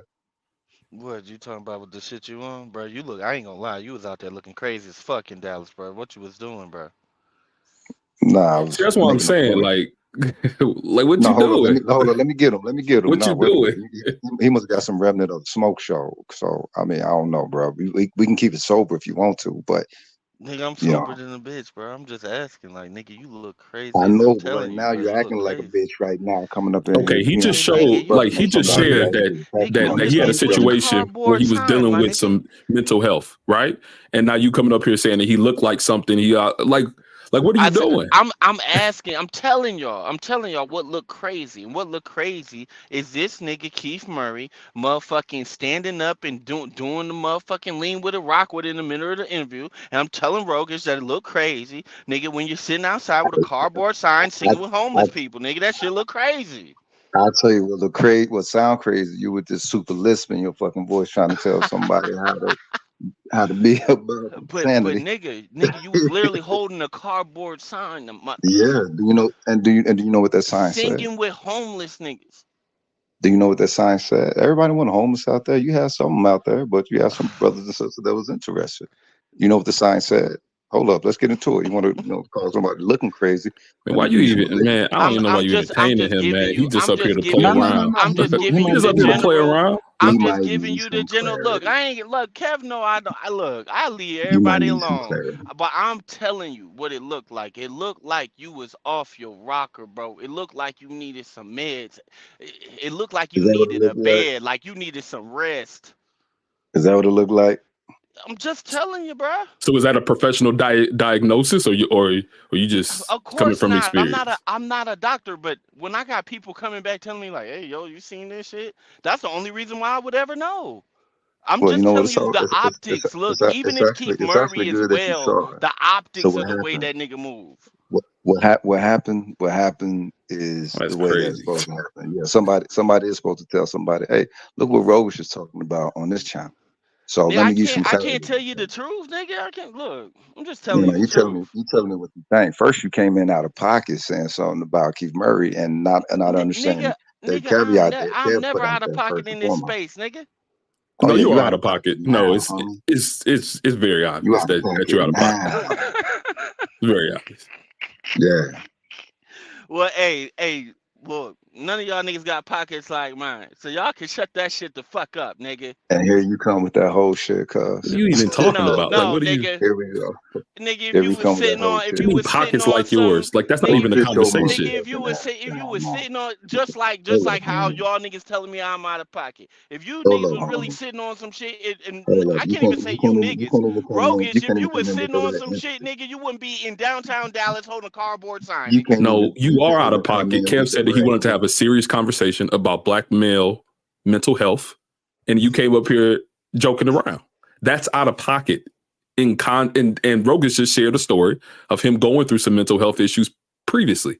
So you just coming up here just throwing a bomb on the conversation, and it's He more needs some somber attention. Like here He rather than a needs tell joke. some y'all, I'm attention. gonna just keep it a buck with y'all. He needs Y'all some look attention. and look. I get it. Everybody got their thing about mental health. That's the new buzzword in the streets, and I understand that it can be serious for some people. But what I'm trying to say is that none of you niggas, and What you trying particularly to what you you, what you what you Rogish, what you trying to say? What you trying to say with your deep pockets and the bitch ass voice? look, man, you Hey can be man, take your mad. Look, mark ass to sleep, you cuz. look, you can be mad all you want, nigga. But You sound like you need a guard with some you the rhyme one off, sitting sir. down, you the one sitting down in downtown, nigga, on your ass singing with homeless, dirty bitches, bro. It ain't Okay. me. Okay, you good? You all right? I'm Did you asking, are just you hold up? good? Look, y'all said Did you y'all want to talk about mental Can health. we I just did continue the came you up here to did conversation ask you rather y'all than you wait, if hold trying up, wait, to y'all I got it, go Gabe. back and I good. got forth it, with Gabe. people? I got Can we Gabe. continue the conversation? Gabe, I got it. I I got it. mean, I'm trying to Did have a you just conversation. Kev, I it's got on it, you, Gabe. man. I'm sorry. Gabe, You I know got why it. niggas, Did you talk all just this watch shit the about old video or niggas and shit something? like that? You know why? It's this shit. Did you Cause y'all just sit watch the around and cry video? about y'all worries. Y'all never did shit about y'all shit. Oh, That's okay. why You a niggas bitch. don't respect What? y'all. You a bitch ass nigga. Oh, okay. My bad. I ain't never really had a Cause I'm telling you conversation the with you. truth. Niggas don't I ain't never respect really you had a old ass conversation niggas with cause you. all y'all got Who is is tears old? and no results. You a bitch ass nigga. Okay. Okay. Go ahead. Go ahead. Nigga, nigga, you the bitch. Go Only ahead. a bitch gonna Let's hear hold a about your Kevin, man, cardboard pockets. come on, sign, man. nigga. Let's Like, hear about you your call me pockets and that weak a ass fire voice. starter Let's go or a ahead. polarizing figure. Look at this. Like, what's this? Come Let's on, hear it. man. Like, what's this? Let's hear it. Bro, I'm just keeping it a buck. You niggas, No, bro. no, you're not keeping it a buck. Nah, you keeping it You're way big. You outside old of niggas pocket. You keeping always it a big cry. shot, You man. old What you niggas doing? be crying, bro. Just crying and Who is crying crying? and Like, so crying. wait. Who is crying by You sharing wanna their have a experience speak. with mental Look, health? A black I man honestly, sharing his experience about mental health is crying to you, yes, it is crying. It Then you is. need to be on this It and panel, that just homie. is. shows your maturity. Like, that No, just no, don't shows let your him fall back. maturity. Hold up, let him fall back. You need to fall back then, dog. Crisscross Okay. applesauce. I think Make crisscross applesauce. yeah. Go ahead. Sit back, take Maybe some you notes, do get a need pen them in the meds, pad with all nigga. them deep Nigga, pockets that you got, and they then you can learn probably a little give something. you your meds with that applesauce, nigga. This nigga. Okay, sit Right. back though. You feeling Is there nervous, some? huh? Is there something I don't know about? Is there something that went on somewhere else that Nothing. has? What? I don't know, man. It's Nothing. on you, Kev. Like, I don't, I don't know. I know the standard that you had set before you opened the panel. Buddy came up Look, here on hey, a look, different hey, look, standard. hey, look, So I don't Kev, know what's look, on That's why you. Kev, that's look, why I Cause said it if ain't you my ain't gonna y'all, say channel. it in their y'all face, weak as don't hell. say it in the Kev space, know, dog. Who look, Kev know I fuck with him. Like y'all niggas ignorant. My thing is like, look, all I'm saying is what it looked My like, and I thing ain't is, if saying we that was it in a ain't barber valid, but shop, what it your ass looked would be like, on the floor with my hand on your throat, and you calling your homie trying to get me off you, bruh, cuz. bruh, That's what it would be. bruh. You safe You a on this little, internet, bruh. nigga. You a You little safe on nigga, this bruh. internet, nigga, for real. And We, that's what I don't. you do That's the know we annoying part. live. You do know we live in the same city, nigga. Oh, You do really? know that, Okay. right? Hold up. What's up? What's up? Okay, nigga, we can meet up, nigga. What's up? As soon as I get back to town, what to do? I got the gloves. I maybe got the this is a space. manifestation of this type of What's up? conversation. Somebody No, we mental hold up. health. No. We Grinch can is handle some crashing out on the panel trying to meet up and we fight. can handle some mental Like what's going on? As long as you bring your cardboard sign, my nigga. we can handle some mental health. Nah, homie, I'm gonna bring a pair of gloves for me and a pair of gloves for you. You just bring a mouthpiece, cuz. See, And that that's heart the, that you the got look. right now. That's what's wrong with you niggas. You niggas is And that heart showing that up you with got right now. you niggas show That up with same empty energy. hands and Bring that empty same hands energy. and no gloves. You niggas show up with empty promises and Okay, now medical you sound like a What are you conditions even bitch. and Now talking you all sound about? like type a of Like what are real shit you? bitch. like that. Hold up. He sound like somebody broke his heart. Did No, somebody no, break no. It your sounds heart? like he's trying to get something off his chest. I think he coming up here for some therapy. I think he come It up here probably for somebody to talk to. He No, sound like I'm he just be coming. I'm just lonely, and he just coming up here to try to joke with somebody. all I'm saying is this. Like All I'm what? saying is this. Are Look, you all I'm lonely? saying is Like, this. like what you doing? Yeah, Look, real my talk. nigga. Look, all I'm This saying is nigga wants some this. attention.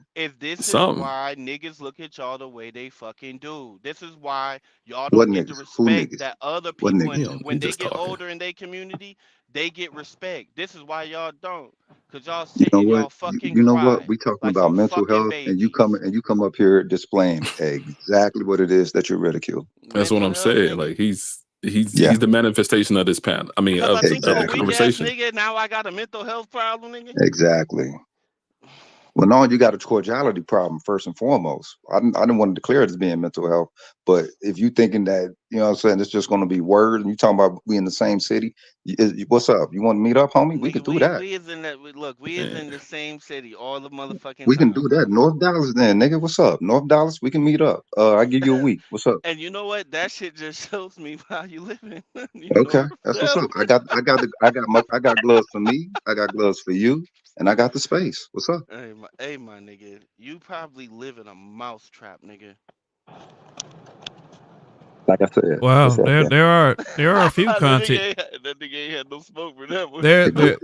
If there you are a with it, you few with it. content creators that stay in Dallas. Man, Very it's a whole very bunch of us interesting. who stay. It's a whole bunch of us who stay. Ty City stay there. Um, who else stay there? It's a lot. It's a lot. It's been people in my inbox. A whole bunch of people stay there. You Yeah. feel me? Mm. But this is the only nigga outside in Dallas downtown with the cardboard sign, nigga. This nigga. Weak Did you nigga. want one or something? Hold up. You keep bringing that up. Did you feel left out or something? What's up? No, bruh, nigga, when I seen that shit, you know what I said, bruh? Cause niggas told me you was a vet, I know you right? said some whole Niggas, shit. no, I know what you said. Some whole niggas shit. told me you was a vet. I was like, damn. I was like, damn, cause I'm a vet too. I was like, damn. That I ain't got hope nothing to this do with nigga. no I bad hope this dog. nigga is able to motherfucking check. You know they got one in Dallas, right? They got a VA in Dallas. And it got shit to do with being no vet. If you didn't watch the show and you didn't get an understanding of the context I was delivering, then won't you fall back, dog? What is it? Did you just get to But did this you is what just I'm get to trying to finish say. watching it? Optics, it makes a difference. So Did you like just get through you could watching say it though? something. I Look, want to know this. you could say Or have you something been holding valid. on to this? Look, nigga, you don't got all the answers, Have nigga. you been That's why you holding living how on you living, to these to this sentiment? Is that what it bruh. is? I don't. It's not a personal thing, bruh. I'm just telling you what it looked like. he shared a personal experience of something that he was going through, and you came up here and made a joke out of it, and you say it's not a personal thing. No, Come on, I ain't man. Like, talking. what are I you ain't talking doing? about. Look, No, I we ain't can talking handle about what he that. was talking about before. I ain't talking about none of that. I don't know what he was saying before. We can handle that. You If you don't know understand what what he I'm was saying saying now? before, why come up here Because joking I around? because I know what y'all niggas doing, and that's why I came up here to tell y'all Tell us what? that What the are you shit was telling weak us? as that the shit was weak as He's telling fuck. us that he gonna meet me in Come North on, man. Dallas next week. Is that what you're telling me? That's what Hey, you're what's saying, up, right? fellas? I came up here to tell y'all niggas this shit. This and look, You came up here to tell me that you want to meet me in North I know y'all Dallas next don't week. intend. Look, y'all could do all the talking and yim yam. Y'all niggas ain't really Ain't like no that. yam yam. Y'all niggas too old What's to up? be like that. Like, stop. What's up, fellas? So this Stop. is Anybody can Kevin's hear me? panel, right? Kevin is having this type of discussion.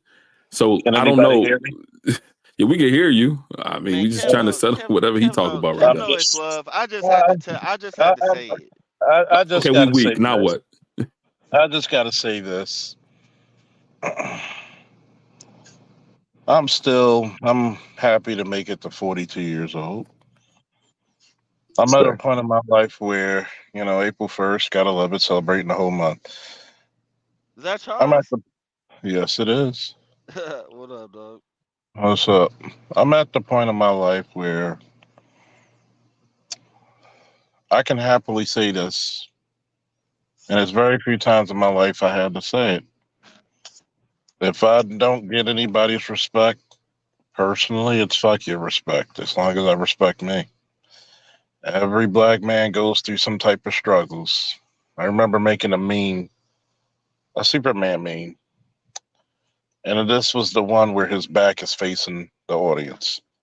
And it said, the issue with being strong is that nobody ever asks if you're okay. And a lot of times, black men have to put on a strong face because you can't be vulnerable. You're the only man in the world that can't ever be vulnerable. You can't ever cry. You can't ever be sad. No matter how traumatic, no matter how devastating life events or your physicality is lacking, at some point, not everybody's physically strong at every fucking time. That's impossible. Mental faculties, your emotional breakdowns, even your spiritual output is sometimes just not what it's supposed to be. Everybody deserves to cry. Every man, woman, and child. Everybody. Doesn't make you lesser than anybody else. I will cry if I feel something that's horrific enough or something deeply enough. There ain't nothing to be ashamed about crying if you lose a lost one. Said you better. That at least you have a spirit or soul. There you go. There ain't too many But people. we There all ain't know too, we do it in private. We all know that shit happen in private. No, we talk to you. That's weak. You cry about anything. That's weak. The Grinch.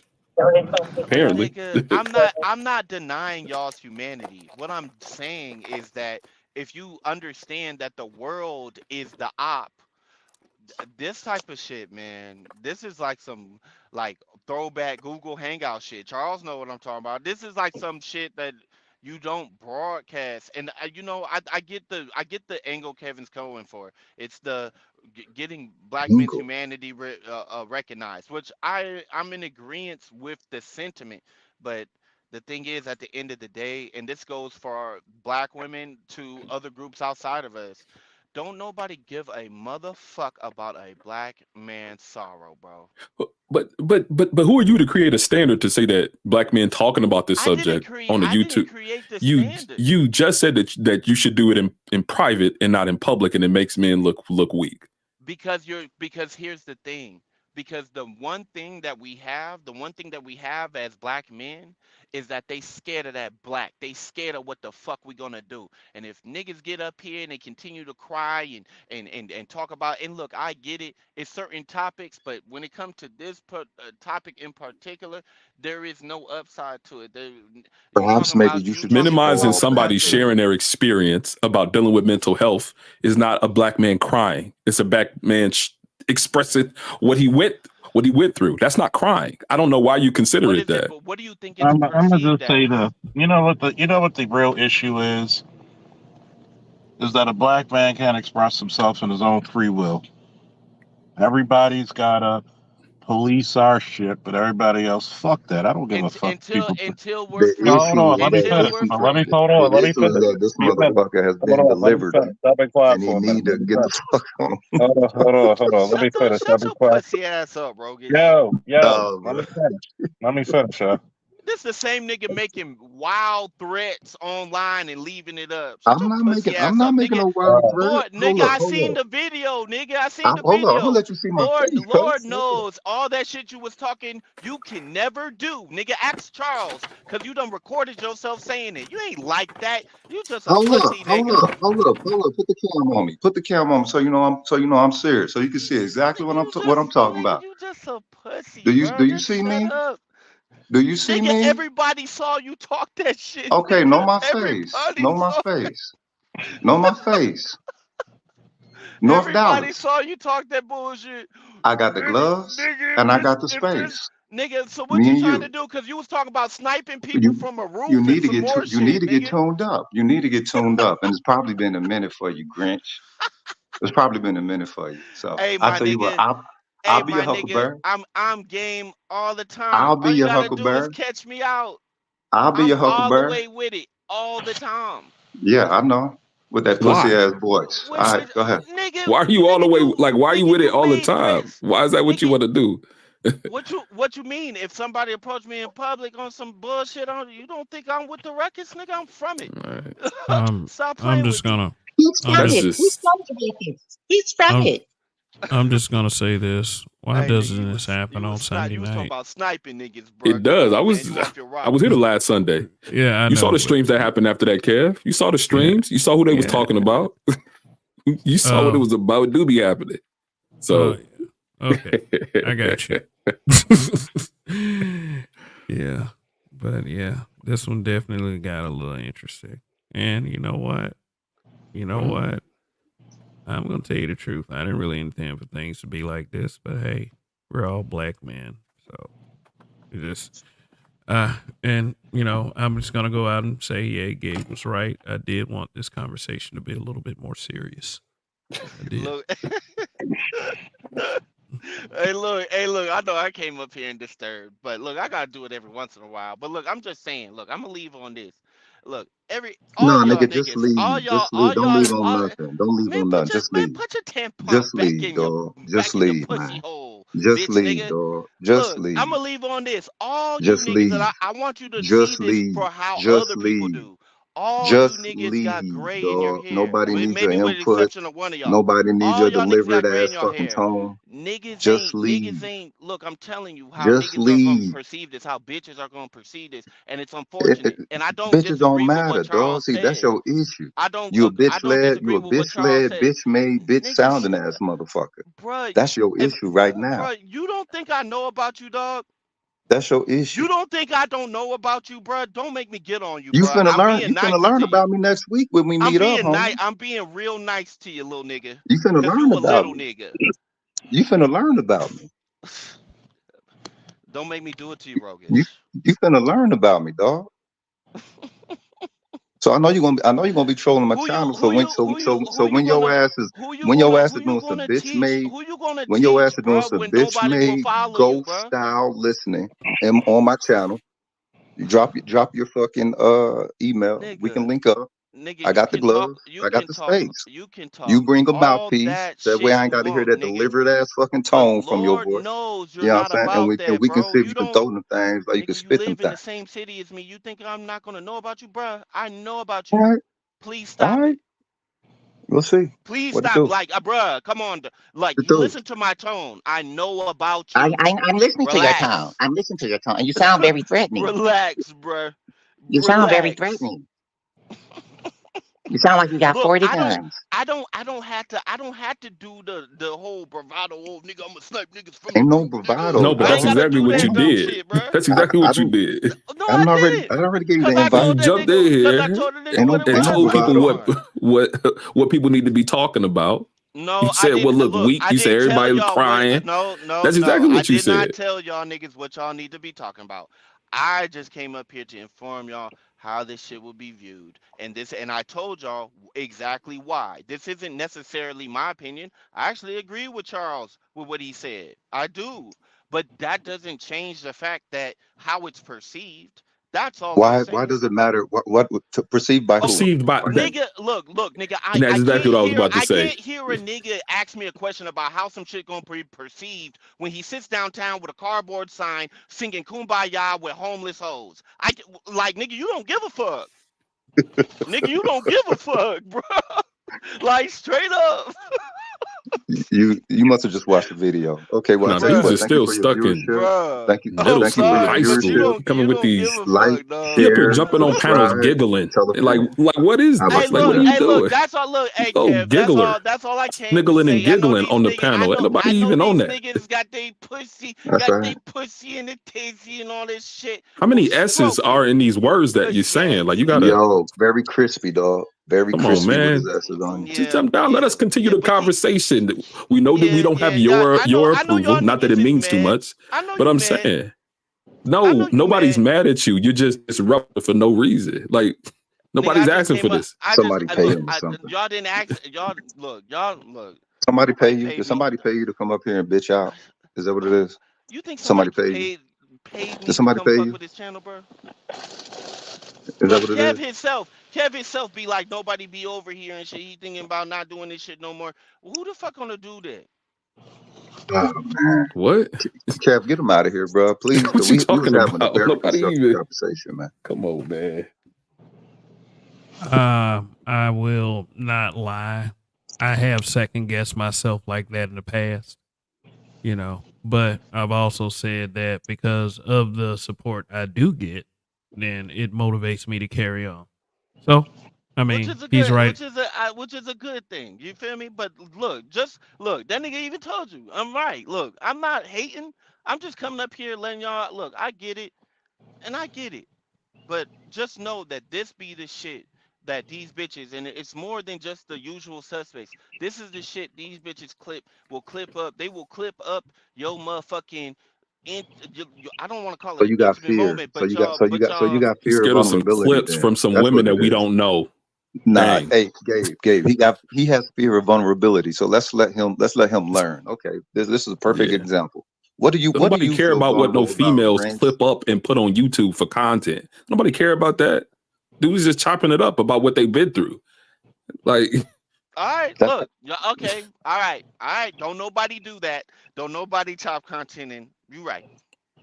Maybe you I'm care the about that. do you feel So vulnerable just let's look, to not capture your mother let's not speaking voice? I'm the one with Is the mental health is that problem. what you Maybe feel that's it. vulnerable I about? think so. I I think think that's that might be it, Yeah. you right? there.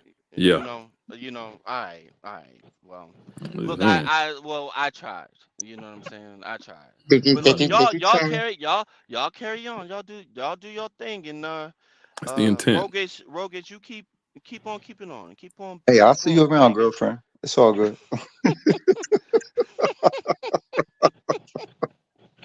I'll see you around. Hey, my nigga. Hey, look. Just as long as you see me face to face and you not shooting your motherfucking your hypothetical I rifle want to give from you the some roof, gloves. nigga. I have to hand those to you, huh? I have to Yeah, hand you nigga. the gloves. Cause niggas is really I scared of have you. to hand you the gloves. You old Uncle Ben looking ass I nigga. have to hand you the gloves. You are you jealous? What's up, dog? Wait a minute. You sound like you got some hate. Bruh, nigga. I just literally came up here, nigga. Who would be jealous of I know you you? did. I know you did. It's Who all would right be though. jealous? Who You would know be what? jealous of you? You haven't been vulnerable before, right? You haven't been openly vulnerable. Is that what it is? Nigga, you've And been too vulnerable. it made That's you your feel some problem, certain nigga. kind of way. So Nigga, you you've can been come up too here and vulnerable. crispy That's s your us to death problem. with Hey, that look, bitch made ass voice that you've you been got. too vulnerable, nigga. That's Is your that what it problem, is? bro. Is that Nigga, what it is? you sensitive wannabe player, nigga. Shut your motherfucking ass up, All nigga. right. Are you Ain't no scared to player be with vulnerable? me. What type of nigga tell I ain't never another said I'm a nigga, player. are you scared to be vulnerable? Like, nigga, shut your pussy ass up, bro. Yo, chill out, man. Chill out, bro. It's all good, bro. Shut It's your all good. pussy ass up, bro. Have you have you watched the movie Good Will Hunting? Why don't you be I'm gonna tell you vulnerable like with you told me? Will. It's Like, okay. bro, shut that It's pussy not your ass up. fault. It's not your fault. Pussy shit. It's not your fault. It's Nigga, not you your know fault. what is your fault? It's not your fault. You Grinch. know what It's is not your your fault. fault? Your Grinch. situation. Grinch. It's not your fault. It's not your fault. Okay? It's not your fault. It's okay. You doing you doing It's that not scene your from fault. that movie. You stupid. Yeah, it's not your fault. You good. It's not Pulling your the fault. brakes. Nah, he talking about Goodwill Goodwill Hunting. Hunting. Yeah, Oh, it's not your okay. fault. Okay. It's not your fault. You good, bro. It's not your fault. I Bruh, understand. you It's wish you hard to be had some vulnerable. Robin Williams money, nigga. It's hard to be vulnerable. It's hard to be vulnerable. That's why you Living keep in Yeah, I talking know about I could use Dallas, a bullies. few nigga. That's why dollars you keep talking myself. about bitches. That's why you Look, keep calling I people ain't gonna hoes. lie. Look, everybody can use It's a not your few fault. dollars, but it's different when you holding cardboard, nigga. It's It's just not a your different fault, level. bro. It's not your fault. But Speaking look, of few dollars, I just came up here to say what up to y'all. Look, Ruggers, I know you mad, but you gonna get over it, bro. Look, shout out to all my niggas, man. Shout out to Charles. Even shout out to the other nigga who don't see what I'm saying. But y'all do what y'all do. Y'all know it's never hate, man. Stop fucking tripping. And It's not Rogan, your fault. put the fucking cardboard down. Put that fucking cardboard It's not down, your nigga. fault. Look, It's not your fault. I gotta go, man. Y'all nigga, this nigga smell like the streets. It's not your fault. Meditate. okay. All right. So let me give a couple shout outs that I didn't give. Salty Balls. He was up here just a moment ago. He said he'll be back. Clue Channel is in the building. And see, we got Rob from Black Light Revelations too in the building as well. Thank you for stopping by. And we were having a conversation on black men's mental health. And I want you guys, like, especially in the replay gang, please make sure you watch my monologue and then watch the other part of the conversation because I didn't want to stop it. I didn't want to stop the convo. I could have at any time. I did ask, and this is why I second guess myself sometimes. Like, sometimes I know that people have, watch this and they question my ability to control things. And I want everybody to know that it's all for the discourse itself because everything that these guys just got through discussing and got through back and forth with, I had literally just explained. Literally. So although I do some second guessing, and I don't think that I'm that great, just like I said on Arts the other night, I just don't believe I'm that great. I mean, I probably have to Let me say let you in on a tonight. secret. Let me let you in on a secret. What? A lot of What's up? content creators are not that great. Some are Mhm. just luckier than others. You just got to Yeah. do what you do. Here's the problem.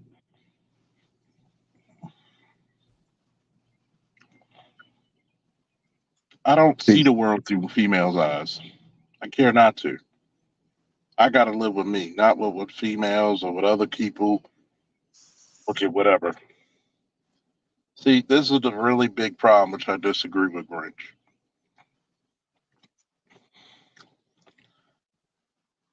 Black men have been scrutinized by everybody. They can't tell their stories because the whole world wants to define what our blackness is. And for the longest time, we've held ourselves to be these tough guys for women who don't respect us, providers for women who you literally got guys who probably make 100 G's in this chat, on this panel, whenever into space, or more. And those women won't respect you. If you're a man trying to do great things to please a woman, you're an idiot. If you're a man trying to do great things to please someone else, you're an idiot. It's okay to be selfish. It's okay to be hurt. It's okay to be unique. Only in the black community where a person can be unique, intelligent, not the normal, typical black, you get ostracized. But it's amazing that same person becomes a god in any other community. Uh, And the fucked up part about it is this: black men have the highest mortality rate out of anybody. There's no fucking way at some point you don't become angry, sad, and depressed as a black man. I've been diagnosed with PTSD. Trust me, I've seen a lot of the ugliness of humanity. I've seen the greatness, but I damn sure seen the ugliness. I don't care what other people think. The funniest part about it, there's a lot of brothers on here who supported me during very difficult times, and I supported them through difficult times. When you're a content creator and you get that email right when you're gonna say, fuck this YouTube shit, YouTube's fucking with my channel, they're sabotaging me, people aren't supporting me, I'm not getting the viewership I used to. You get that one email, that single solitary email from a dude who was gonna hurt himself, delete himself, whatever the catchphrase is gonna be. And he said, I listened to you and you said something like you were speaking directly to me. And it's like you gave me a kick in the ass when I needed it. And thanked me. And he finished his degree in nursing. He just recently finished his master's of nursing. He was going to slit his wrist in the bathtub. So I don't give a fuck what people think. There's not, trust me, I've been around this space. Kev no, Rogish no, BGS no, Grinch no. I've battled them all. I've been around them all. I know more things than I give off. I don't care. And everybody knows I don't give a fuck. Okay? If I'm not trying to be for my people, and first and foremost for black men and black boys, because we're the least cared about and for, our stories never get told. Our stories are never proclamated. I don't care what other people think. Charles, you cried. Guess what? Yes, I did. For a buddy of mine I knew since high school, who the last words he said, love you, I'm going to the hospital. Last person to see him. And I had to have the unenviable task because my ex-girlfriend worked with him at the same place where I'm working now as a police sergeant. And she called me, hey, you know, Leon died. Like, what? No, I just spoke to him. I had to tell all the boys this shit. A lot of people want to make jokes and say, hey, I don't give a fuck what bitches think. Too many niggas chase bitches so much that they act like them. That part. It's the fact of the matter that when you start caring about that bitch, and this is the reason why, partially why the black community falls on its ass, because you worry about what that bitch wants, and that bitch doesn't want progress. She wants selfishness. She wants self-centered endeavors. Okay? No leader has ever led shit thinking selfishly. This is the reason why women in totality make horrible leaders. They're biologically selfish. That's the reason why I'm quiet the whole time. Like I'm not taking what he's saying seriously. I know Grinch for years. I didn't take what he said seriously, but the fact that he couldn't respect the parameters that Kev set on here, and in mid testimony, he come in here with some fuck what you niggas talking about, like a bitch. You feel me? Again, like personally, I've been saying this shit for years. Y'all been hearing me say this shit, and I mean this shit to the very core of my fucking being. If you're not going to say it in his face, don't say it in the space. Because if this had been true barbershop chop, it would have been much, much different. And I really doubt that he would have jumped out of pocket like he did. The physical before, you know what I'm saying? A chair panel, if you will, of cats. It would have been something, and not no tough, nothing like that. Okay, you know, things need to get handled because this is more important than anything. Black men's mental health within the United States. Get the fuck out of here. There's Hey, nothing more important to us than that. It shouldn't be. mean, that's the only thing we have left in our mind and souls. You go. I mean, So, I so had let PT. me I'm quickly jump diagnosed in. with PTSD for God's sakes through the Okay. VA. I'm like, I've been very candid about it. You can't. There's certain shit you just can't unsee in certain professions. So imagine a motherfucker going through the worst neighborhoods, which usually, unfortunately, nowadays happen to be a lot of black neighborhoods. You can't tell me a motherfucker is mentally okay going through the experiences that the average black man goes through today. That's fucking impossible. Mm. Waking up every morning is a miracle for the average black man. If you don't have, because it seems like trouble and crime follows you even when you're on the straight and narrow. I just said it yesterday, right across from the college at the gas station. Dude's getting gas. 3 individuals come up on the college campus, walk over to the gas station, rob the dude, shoot him. Dude gets to his car, grabs the gun. They found 27 casings between them. That's how real shit gets in a split second. I'm seeing all my old buddies from my old department. I'm like, what the fuck? He's like, dude, I'm finding 20, at least minimum 27 cases. It's probably even more. That motherfucker is in critical condition and shock trauma. Do you think he deserves to fucking get shot just getting fucking gas? Whether he's a bad person or not, at that moment did he deserve it. But we take this shit and we normalize this shit and wonder why we die so early.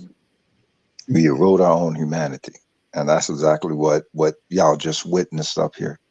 The disregarding of black men's humanity. He came Well, up talking about, well, this what bitches talking about and all this. Nah, he felt some kind of way. I don't know. Probably after watching that video or whatever. Probably just got to watch it Well, again. Thank you let me for your. say this. Let me say this. Maybe he is right. Maybe there is somebody that I'm gonna be very specific when I say this. Maybe there is somebody out there that you may really care about that's sitting along laughing with this nigga. Possibly. You know, yeah, you know, and I got a pretty good clue as to who that person or people may be. I am a very sharp, observant person. I see in the chat But you know, on the two. it's like I don't know, man. I don't know. I maybe tried to do this show to make myself feel a little better, man. I mean, because do your show because this might Let me go on and ease it's on in with all due respect and politeness. If it's salty ball. Yeah. I know you've been just right waiting here, for a while. yeah, just be right here, and you understand what I'm saying. With all due respect and politeness, you understand what I mean. I seen the topic. I know we were going to talk about this a couple of weeks ago. Big Kev, shout out to you. Shout out to all the brothers on the panel. I don't know what happened before, but I at least wanted to, come on up and at least give my perspective or whatever. I don't know what happened in the minutes before. I just seen the topic and was like, yo, okay, this is my shit. As you already know, Kev. I just want to at least give a couple of recommendations and suggestions for the black men who want to involve themselves in the realm of mental health, because mental health, particularly in the space, have gotten a bad name in a large part because you have a sort of ideologically charged practitioners who are trained out there who don't have the best interests of black men at stake. So when you're sitting up and you're looking to get help, and you got somebody with quote unquote so some blue dyed hair and septum rings and the like, or whatever the case may be, one has to think to themselves, just like the barbershop, you wouldn't let anybody in your head and quite literally, you shouldn't let anybody in your head when it comes to mental health as well, right? So my take is, focused on somebody who's skill based,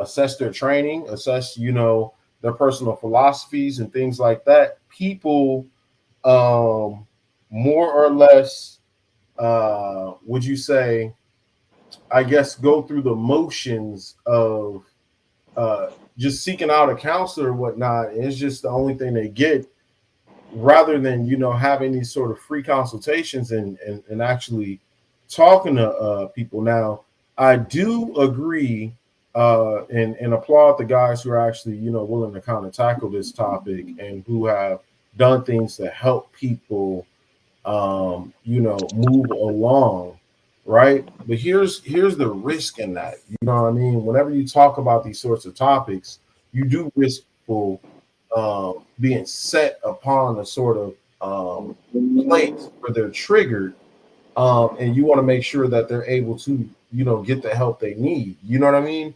So there's, websites out there where there's specifically black male practitioners, and you get to talk to them just to kind of see if they're a fit one way or another. And I just wanted to kind of put that out there. I mean, not even talking about mental health is, would you say, missing a whole realm of being, because there's three parts of you: your mind, your body, and your soul. So are we going to walk around 2/3? Hell, we was just told we was 3/5 years ago.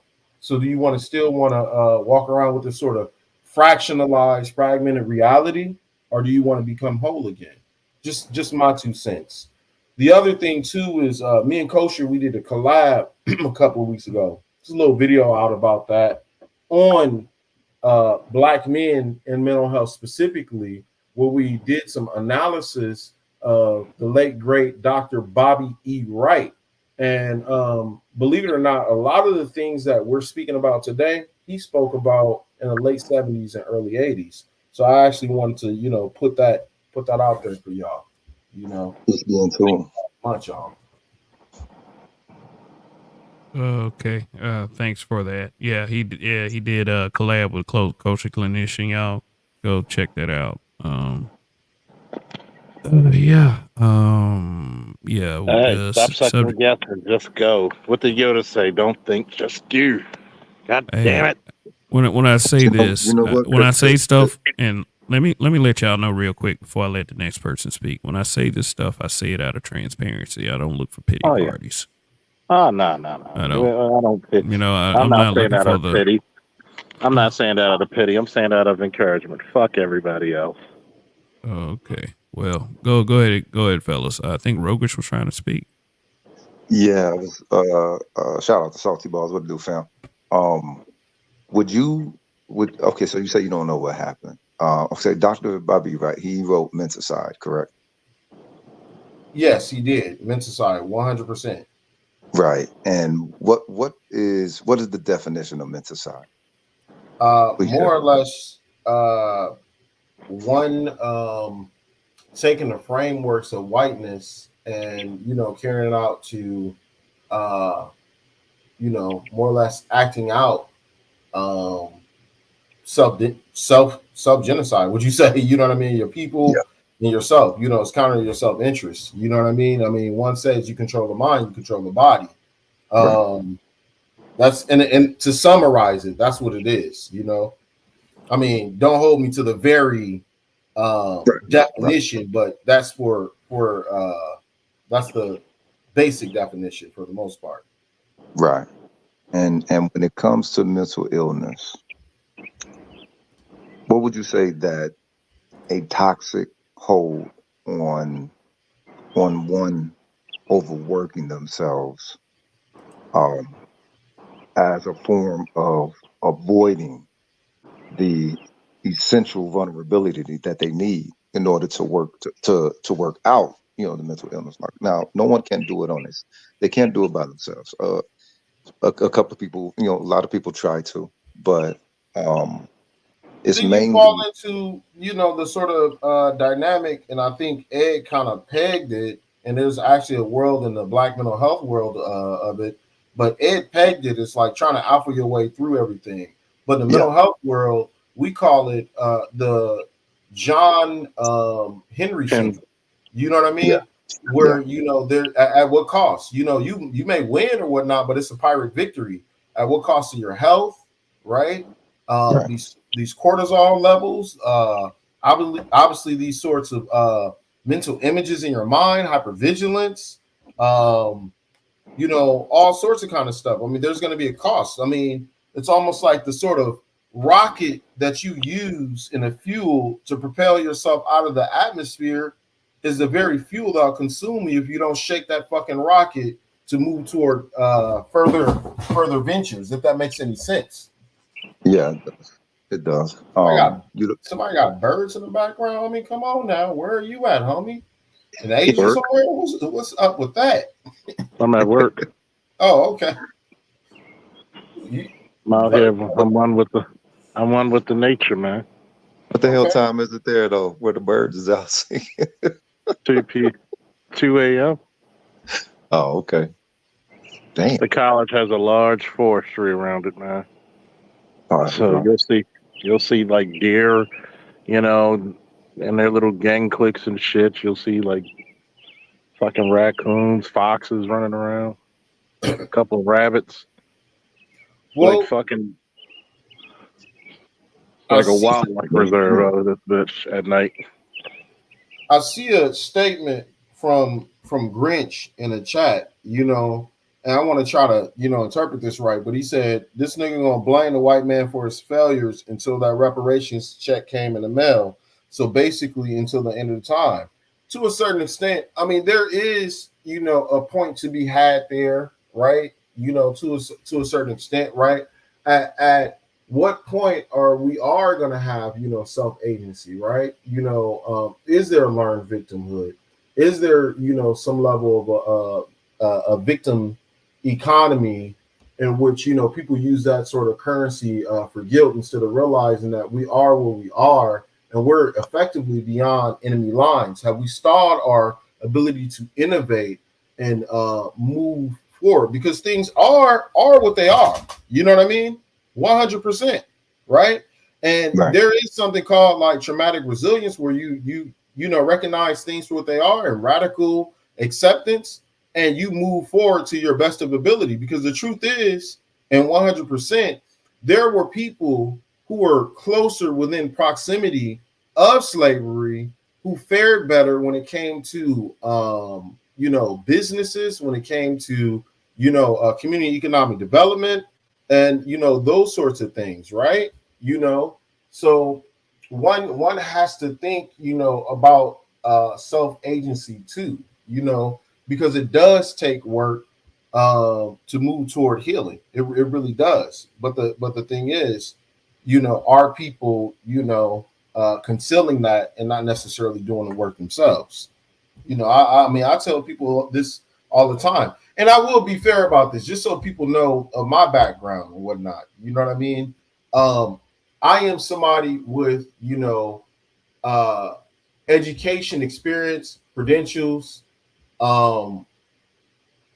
over 20 years experience as a mental health practitioner who's kind of leveraged their way into the digital world with a bright and great startup where there's a nexus between the two. I'm not going to speak on it because of proprietary concerns or whatnot, but just know that it's going to be black owned and incorporated. Your boy is on his Iron Man shit. You know what I mean? So I'm gonna just leave it at that. All right. So when it comes to Black men's mental health, for an initial push, for a personal initial push, what do you think would be the first? What do you think is the first step to a positive, healthy self-introspection? I would say the first step, quite honestly, if possible, if at all possible, finding a way to recognize things for what they are and not necessarily fight the reality for what it is. Because once you do that, then you're constantly at a tug of war in your mind, right? Building resilience to say, you know what, I'm gonna recognize things for what they are, and that's where growth can go. Now, don't get me wrong. Yes, 100% there are fucked up things that happen in life. Can I cuss on your platform? I don't want to disrespect your platform, Kevin. Brutally honest. Oh, Brute, is he there? Black man being brutally honest. You got to be Yeah. brutally honest. Oh, wait a minute. Whoa, wait a minute. I don't know. I'm not exactly G-rated over here, so you go ahead. Say Okay. how you know. Okay. So long story short, recognizing things in a fucked up reality for what it is. You know what I mean? Once you accept that, and it doesn't mean that you're normalizing the fucked up world. It just means that you recognize it for what it is. Then you have room to grow. As long as you're not accepting things for what it is, and you're kind of a constant tug of war, then you constantly allow yourself to be affected by things that are unfortunately daily ongoings, because there's going to be collateral damage, given these conditions. Yeah, sure, there has to be. So that means that there is a healthy sense of vulnerability that one must definitely have in order to accept their reality, correct? It depends on when, where, and how, what context. You know what I mean? Right? You got to qualify that, right? So, like, say for instance, one could quote unquote be vulnerable at work and they overshare. There's one thing to overshare, and it can be triggering for other people, and you got to think about what's the gain in that, right? And then there's the other side of it where you're vulnerable at the right place and context, and that could be with a counselor, a pastor, or so forth, so forth. To a certain extent, some people in a sort of anonymized version choose to be vulnerable in these spaces, which is okay to a certain extent. But I would caution you all that if you're going to talk about these sorts of things or whatnot, that could be potentially triggering, and you don't want the sort of your conscience tugging at you. You got to be honest and say, hey, make sure you follow that up with the, hey, go find your most qualified local provider, just so that the rest of the work can be done. You know what I mean? You might kick somebody off on the right trajectory, right? Which is good, right? Then what? You see what I'm saying? Then the next day, your people might talk about some other things, like they might talk about, oh shit, this is what Lizzo did. She's irrelevant again. You know what I mean? On to Doja Cat and the bullshit with her. You understand what I mean, right? But now that person has that sort of part in them that's vulnerable, what do you do with that, right? So I would encourage people who say like these sorts of they get the emails. I've got one or two. I'm not gonna lie to you. I have so far. I say to them, hey, these are some resources. These are some places you can go just so you can do the rest of the work, because you may have done something that a lot of other people have not have done. And I applaud people for that. You know what I mean? That's actually, getting them to the point to where, what? They're ready to actually, hear from somebody, where there's some skill set and, there's some healing and building, within, I would say don't allow them to close that door within themselves by not, taking that opportunity to say, hey, go see somebody and go and get some support and help. Follow up with that. That's just my take.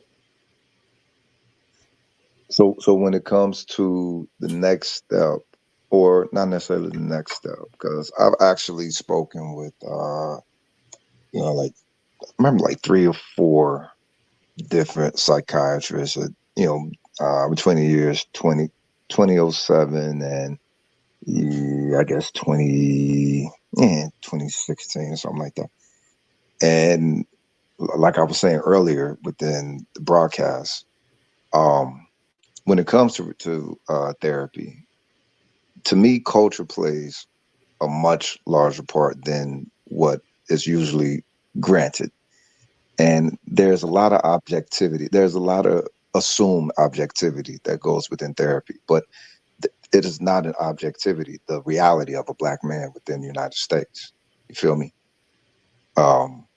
There's nothing objective about that unless it's going to be, you know what I'm saying, a black male objective, if you will. It, For lack of, go ahead.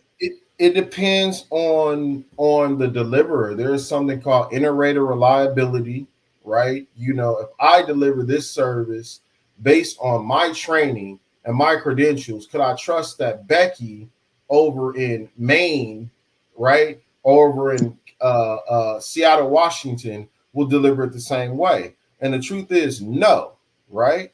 So here's the thing you want to gauge at, because we're still individuals. There's still biases, man. I'm just telling you now, man. If you only knew the type of people who sat on the other side of that chair, man, right? I mean, this past summer, or was it last year or whatnot? I mean, you seen those nut jobs that's come out, right? I would say 100% it does help, you know, that it is a black male, but to a certain extent, you know, you got to be careful to quote unquote woke black male and the simpistry or whatnot, right?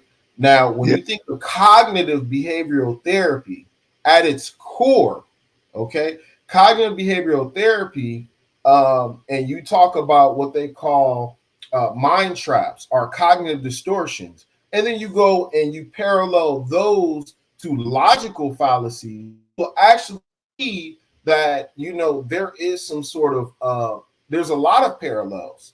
Those are skill sets. Now, when somebody's interjecting their own sort of, you know, biases and unsolicited stuff that has nothing to do with the skills, then you know that this person is actually using that power dynamic to kind of insert some things that might not necessarily be therapy. Are you following me? That's where the brainwashing comes in. And that's what I would say people need to kind of be cautious of. And then you got to be honest too. We really, really got to be honest about this, okay?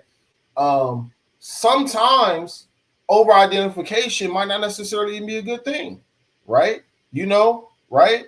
So if you were to say that, you know, sometimes you need somebody just totally just you know, outside of the situation, just to assess, and you can assess their objectivity, right? You know, you find a Asian guy or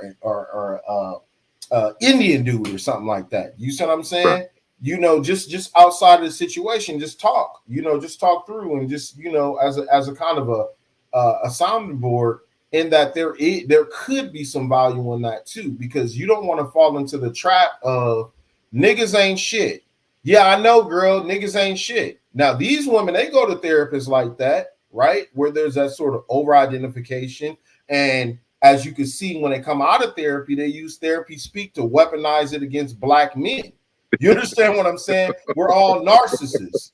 We're all of a sudden, you know, the dark triad, and all of a sudden they professional and therapists now. You know what I mean? You don't want to focus on that sort of over identification part, because that thing could be damaging too, because they could be validating damaging thoughts that in reinforcing that, you know. And I'm just gonna be objective and honest about it, man. You know, but culture does play a part. I will be honest about that, especially if you meeting with somebody and you know they're you know, speaking from a lens where, you know, white middle class female, right? You know, but let's say, for example, you meet some blue collar Puerto Rican from the Bronx. You know what I'm saying? Right? Then you might have somebody who may be objective, but at least know a little bit more about what you're going through to be culturally sensitive. Are you following me? Right. You know, it's an art and science. You know, it's an art and a science. You know, you look for their science part, their competencies, what they're able to do, how they perform and what sort of skills you get out of therapy. The art part is the nuance, you know, the sort of respect, the sort of engagement, you know, the sort Right. of, you know, The do you bedside feel like manner of this it all. person give a fuck about you? You know what I mean? Yeah. Yep. Right. Yeah. Hey, Clue, you can come on up, man. You know, I mean, you You don't can want to come come on up. up with the negativity or You don't whatnot. want to come up and You say what? He can continue with the negativity or whatever, and take the pot shots or whatever. Well, you gotta realize, he suffers from a very acute disorder, so What, you gotta sister? forgive him. No, it's called being a bitch.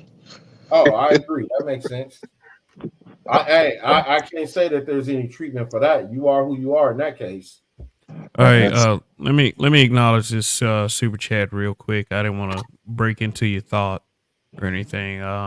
Grinch, thank you. He says exactly. He's saying what I said, but just nicer. Shout out to Salty. Ro need that gentle touch. I guess Ro as in roguish. Yeah. So no Grinch. I don't know what happened before me, but shout out to both you brothers. I'm neutral in this. You know what I mean?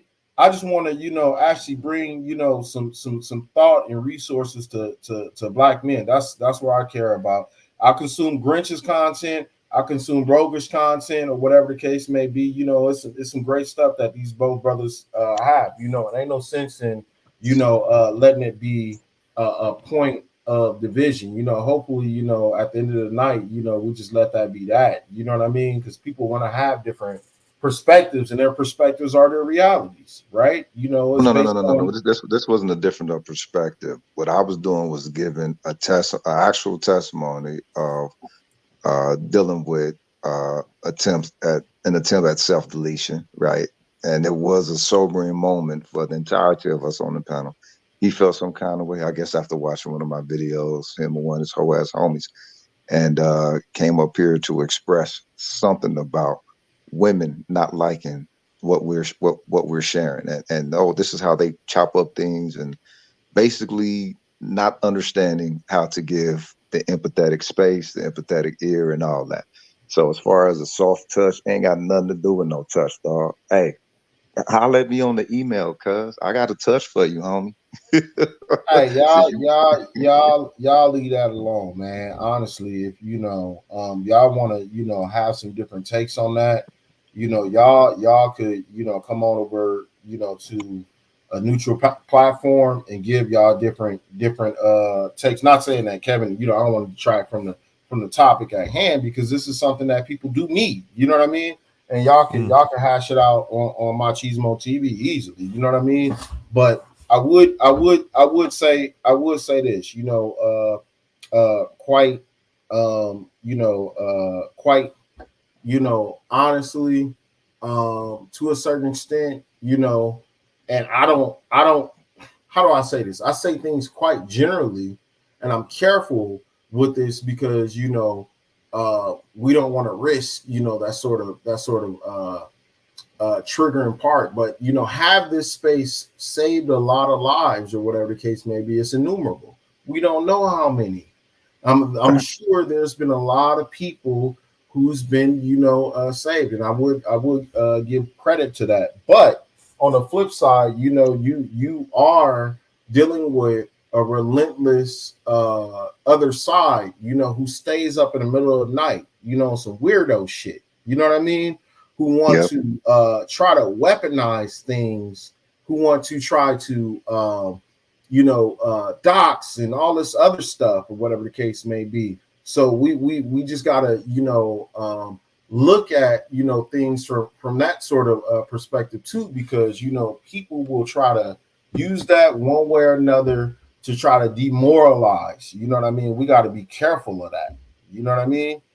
You know, that's just my take on it. You know what I Well, mean? I can understand if, let's say that someone arrived with progression in what it is that they were sharing, right? And let's say that that's received out of context, and then the response that's given to them is associated or aligned with that, you know, the lack of that context.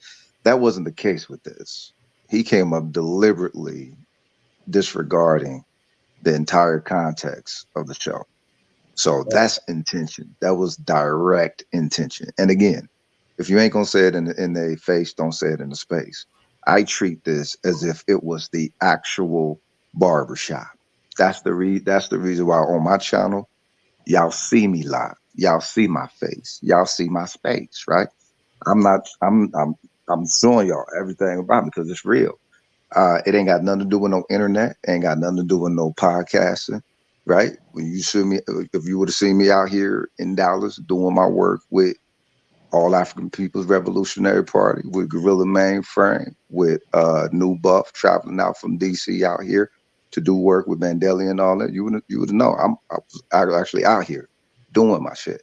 So this has nothing to do with no ego, nothing to do with feelings. It has the fact with the lack of brotherhood that some cats who I can refer to as brothers, that, you know what I'm saying, will attempt to participate with. And to me, that's out of pocket to where, you know what I'm saying, you need to get touched up. You need to get tuned up. You're out of pocket. How would it be? How would it be if we were before one another? It would not be a lot of words.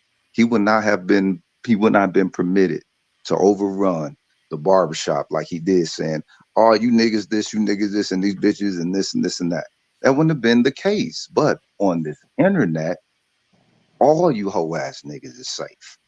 You feel me? And he the one that told me that, okay, look, I'm out here where you live. Okay, if you out here where I'm live, you can meet up with me, homie, and then we can have these words face to face. And guess what? Guess what? There's some fat bitch somewhere massaging a clit because this is exactly what the fuck they want, right? And so what I want to do, They gotta do with it. yeah, what I want to do, since I'm up here, you know what I mean, is actually,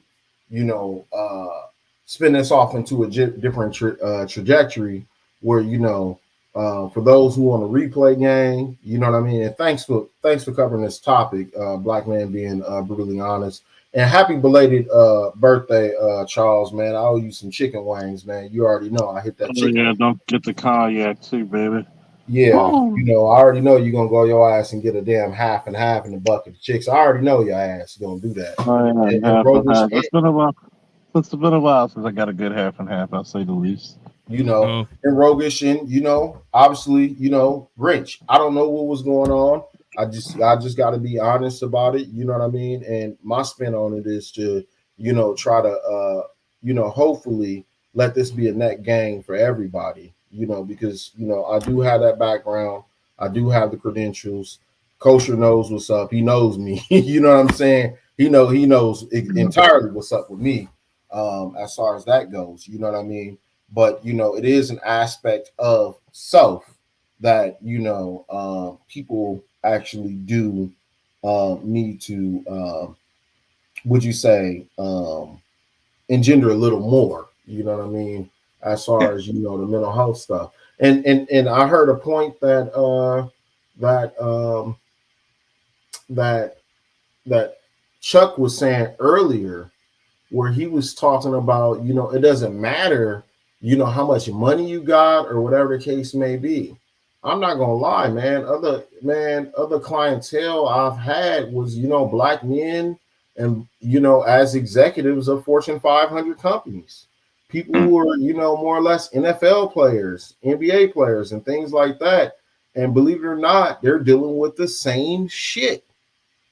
They're dealing with the same shit, There's a I forget his name, Dr. William, I think his name is Dr. William Smith. He coined the term racial battle fatigue. Yep. I'm very familiar. Yeah. And he spoke of.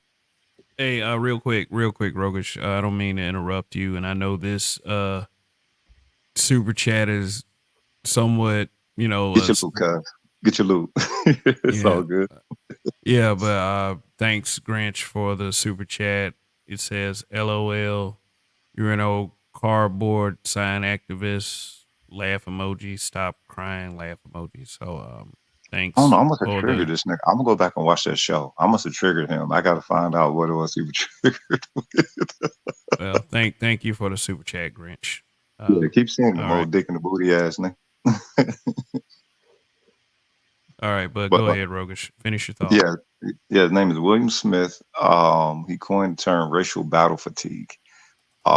He has a great presentation of it on Philippe Shock Matthews channel, and he goes into it exactly what Salty was talking about as far as the high earner element of brothers going through it.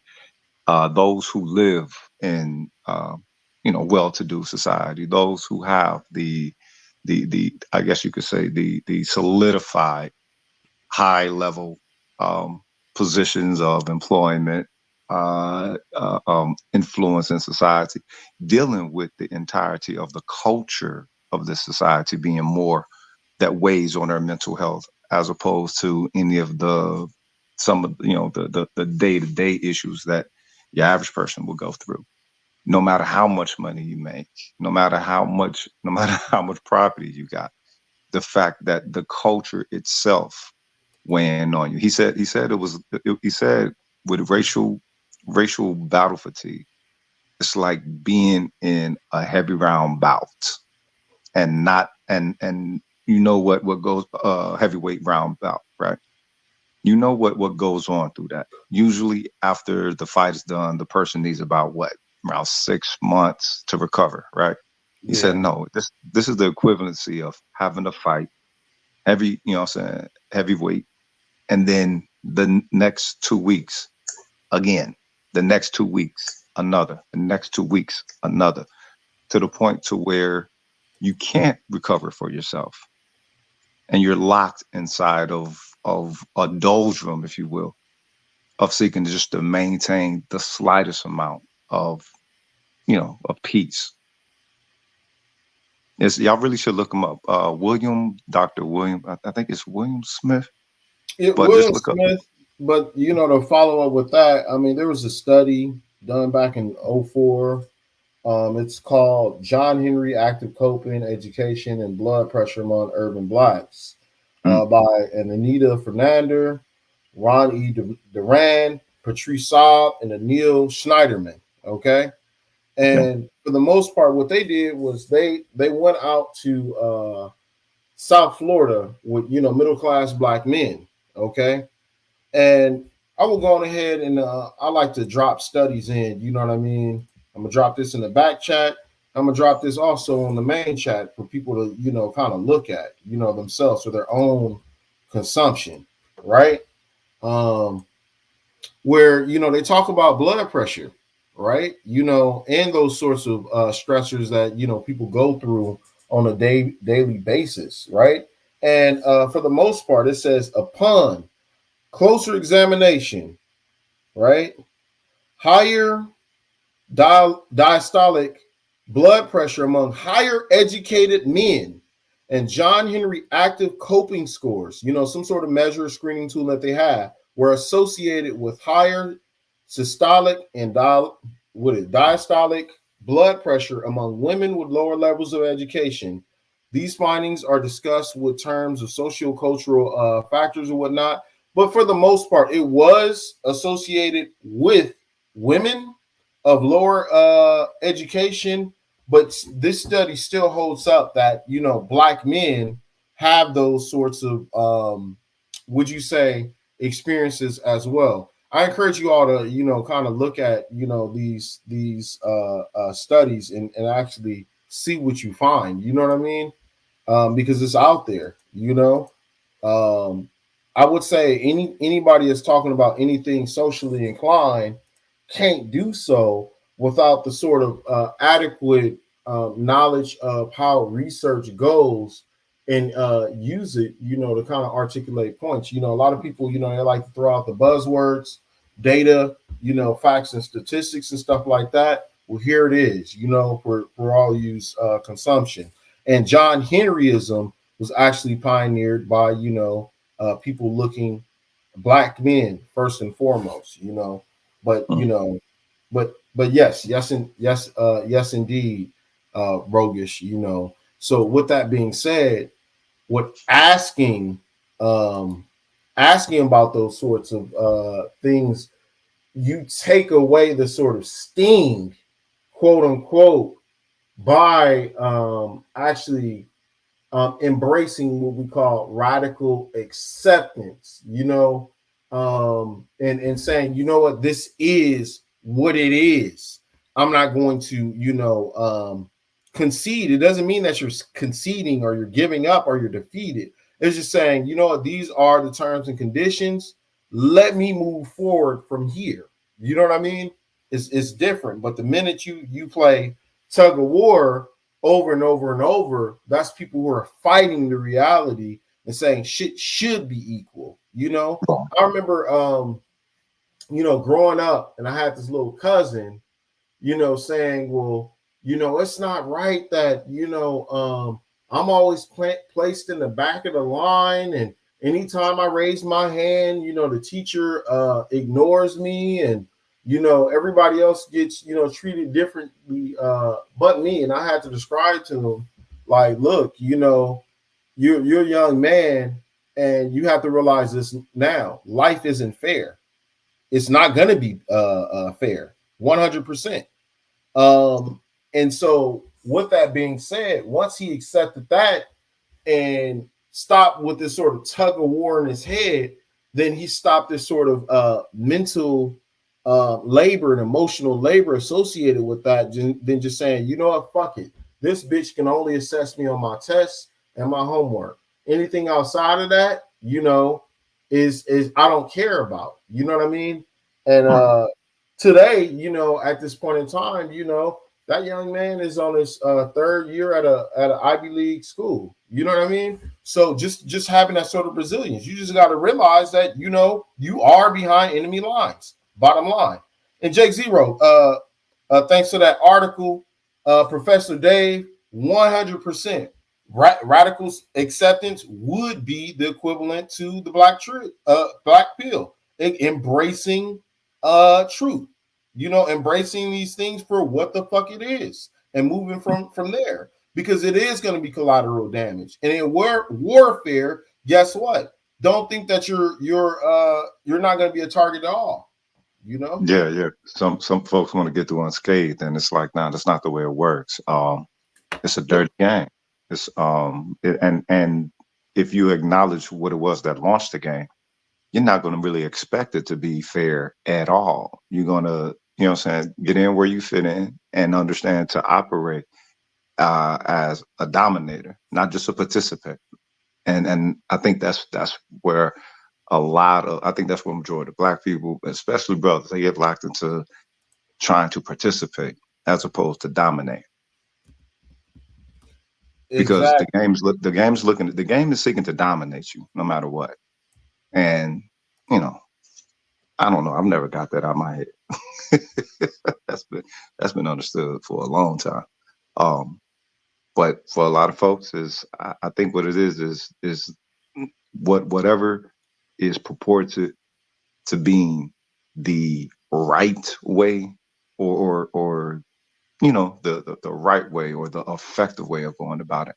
Yeah, I think what it is that the way that we play this game, there are some rules that you disregard, there are some rules that you bend, and there are some rules that you have to even insert yourself. But if you try to play this game according to the rules of how this game is set, you'll never progress and achieve healthy progression. It takes agency for this game, and for that, it takes honesty for the self. And that's what I want to make sure that I wanted to communicate, was just that, you know what I mean, to make we're men, and a defining feature is taking some sort of agency, right? We seen at the in the 60s what happened, where people's ability to live has been extinguished. Even Shakespeare said, a man dies 1,000 times before his actual death, his physical death, right?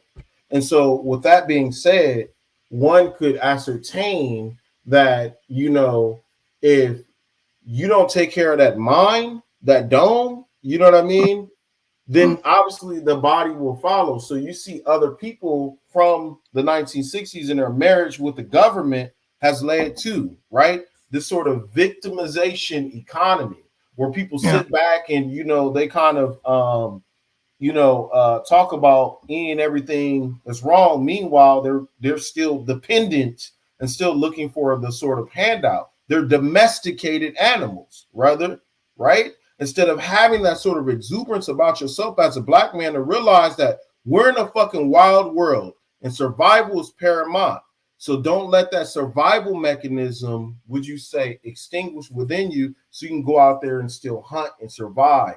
That's what resilience is. You understand what I'm saying? Instead of bitching and complaining and saying, you know what, this is, you know, unfair. You know, these motherfuckers is this and that. You know what? Instead of being like, you know what, I'm going to dedicate my time to spending the opportunity cost on what should be, right? You actually get the most out of what is, you know, and that's my last thoughts on that, man. I'm about to drop off on the second, but I want to, you know, anybody else want to ask me questions? This is my background, though. Definitely, and I'm glad you came up because when I said mental, you know, when I titled this show, one of the first people I did think about was you, and the other person, I don't think he's around, is Nama. Well, he's around other people's shows, but he also would like to put special emphasis on the mental health of black men, and I think it's something that is very important. I think it's something that needs to, take a further look and to be able to adapt and deal with it as best as we can because I've said it many times in the past, and I'll say it again. Nobody's coming to save you, black man. No one. It's not gonna happen. You can be as sad as you want. You can be crying in the corner. The last thing on the planet that you should look for is somebody to walk over to you and give you a pat on the shoulder and say, even though you might need it, even though you might need it. But the last thing that you should want is somebody to come over there and say, pat you on the shoulder and says, everything is going to be okay. There's nothing wrong with that. There's nothing wrong with people doing that. But at the same time, my suggestion is you don't look for it. Whenever I'm feeling stuff that ain't exactly right or have me going on with the world, I may sit around for a while and think about how bad it is, but I like to give myself an activity like, working out or something that helps me deal with stress. I mean, there are many alternatives besides sitting up and, sitting up and feeling sorry for yourself. Cause that's giving up. And what do I say at the end of these shows? Don't give up, win. Just win. Yeah. And and I say that in many instances to tell myself that as well. Tell myself not to give up. Tell myself to win. Tell myself no matter how unfair things are, just, basically always hoping to have the strength and the wherewithal to get through it. And once I, realize that, then things become less of a problem, even though, I feel, and basically people have been trying to get me out of this type of thinking. I feel like that I'm doing one of the greatest challenges ever in my life. But I do understand, and like, whether people want to believe it or not, I do understand the reality of things. I do understand what needs to be done, what has to be done in order for me to ultimately get what I want. And sitting around and, like I said, boo-hooing and crying ain't gonna do anything. It's not. And I mean, not saying that it's not okay to cry. I'm not saying that at all. Sometimes it is. I mean, I'm not gonna lie to you. Sometimes it is. I mean, you as a man, you may not want to let people know that. You may want to keep it to yourself. But I mean, it is what it is. But that release is often seen as breaking down, and it's not breaking down. That's just being human. Everyone releases to that extent, and if you don't, I feel sorry for you. because you got a lot of trauma built up that you Yeah. probably need to have somebody take a look at. But yeah, it's you release, and then you bring yourself right back. I mean, like my father passed 2 years ago. Shit, my father passed, and then a month after that, my former father-in-law passed. And me and him used to kick it tough, I'm saying, all the time still. Too. And you know, um, talk about my ex-wife and everything. I had to, be there for her because she didn't really have anybody in her corner like that here. You feel me? Um, but she was in my corner for my father, was in her corner for hers. And it breaks you. It's a human thing. And I've never cried at a funeral before. Went to a lot of funerals, never cried at a funeral. That was the Well, very first one. You feel me? well, well. That's the difference between me and you. Yeah. My first funeral, I blubbered. I think I was like 9, 10 years old. It was my uncle. Yeah, Yeah. and it's just sometimes, so like I gotta admit, I'm a little bit of an emotional guy. Don't ever, ever, ever, ever, for those of you who are listening, mistake that for weakness. Don't ever do that. That I could put that in the top 5 biggest mistakes you could ever make in your life. And I don't mean to try to sit up there and sound like some type of badass either. But emotions can come from a range of things: laughter, anger, excitement, happiness, sadness. I mean, shoot. So we gotta narrow down the scope of things when we use certain words, because even with like what I was talking about earlier, using words like emotional to a lot Right. of people are a bad thing. It's a bad thing. What are you doing emotional? It's so We natural. we are It's we more natural than anything. Yeah. It's like it's like you're as a black man, you it's like you're supposed to be a robot. Yeah. You're supposed to like say thank you, may I have another, or you're not supposed to feel anything at all. I've actually dated a woman at one point that said that she was brought up to believe that black men didn't feel anything. And I'm like, what kind of horseshit WS mentality is that? I For mean, real. are you fucking serious? I mean, but Well, But you got a daddy. You well, got you know daddy. You what's got brothers. What the fuck? you man, know let me what's tell you probably something. Some of happened. them, go ahead, go ahead. Well, like, oh, this happened, that happened, this happened. Ah, nigga, that's why this, that, and that happened to you. You fuck Mm, nigga, yeah. right? Hmm. Yep. Yep. You know, so this is why people have their shields up, but we are only human. So in that case, the question is outlets, right? I mean, you mentioned Hmm. working out. That's most definitely a good one.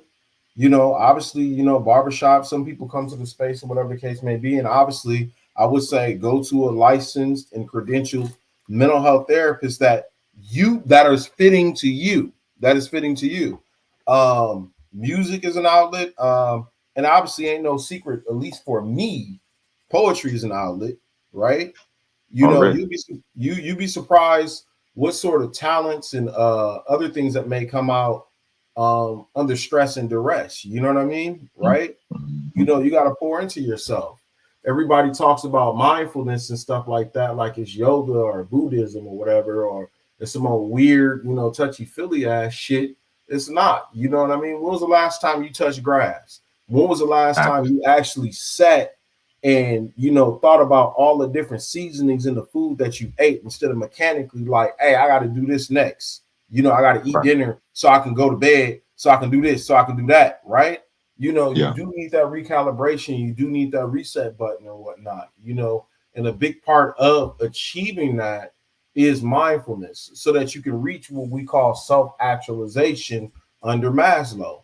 Maslow is a pyramid as to what state of being you are. The base of the pyramid is, you're in survival mode. You're an animal. You have to think about basic everyday instincts and needs.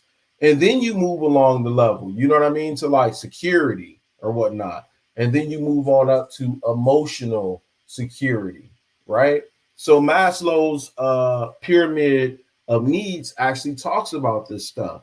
And the problem is a lot of us have been purely at the base of the pyramid to the point to where we're not able to even focus on mental health because we're not on the level with everything else in our lives. You know what I mean? And that's the most Yeah. unfortunate part.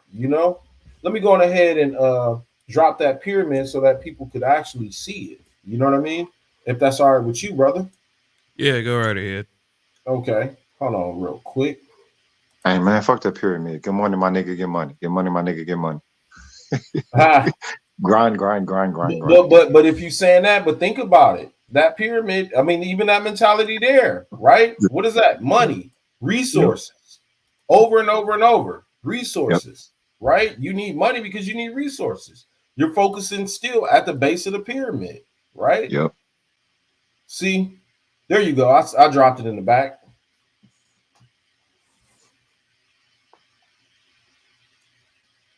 Okay. Yeah, it's right. It's, if you go down slightly, there we go. You know what I mean? If you go down to the base, yeah, if you go down to that base of that pyramid, oh, they didn't got your ass with the advertisements, man. Look, see, here's the thing.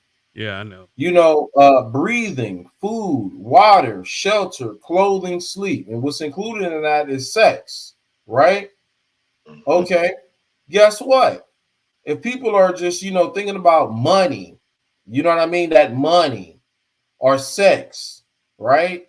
Or you arguing with people about, you know, where they live and this, that, and the other. That's where they are, the base of the pyramid, right? You know, I'm going ahead and twerk. You know what I mean? I'm gonna go ahead and have a baby because I'm not sure of what my future is. Are you following me? Right?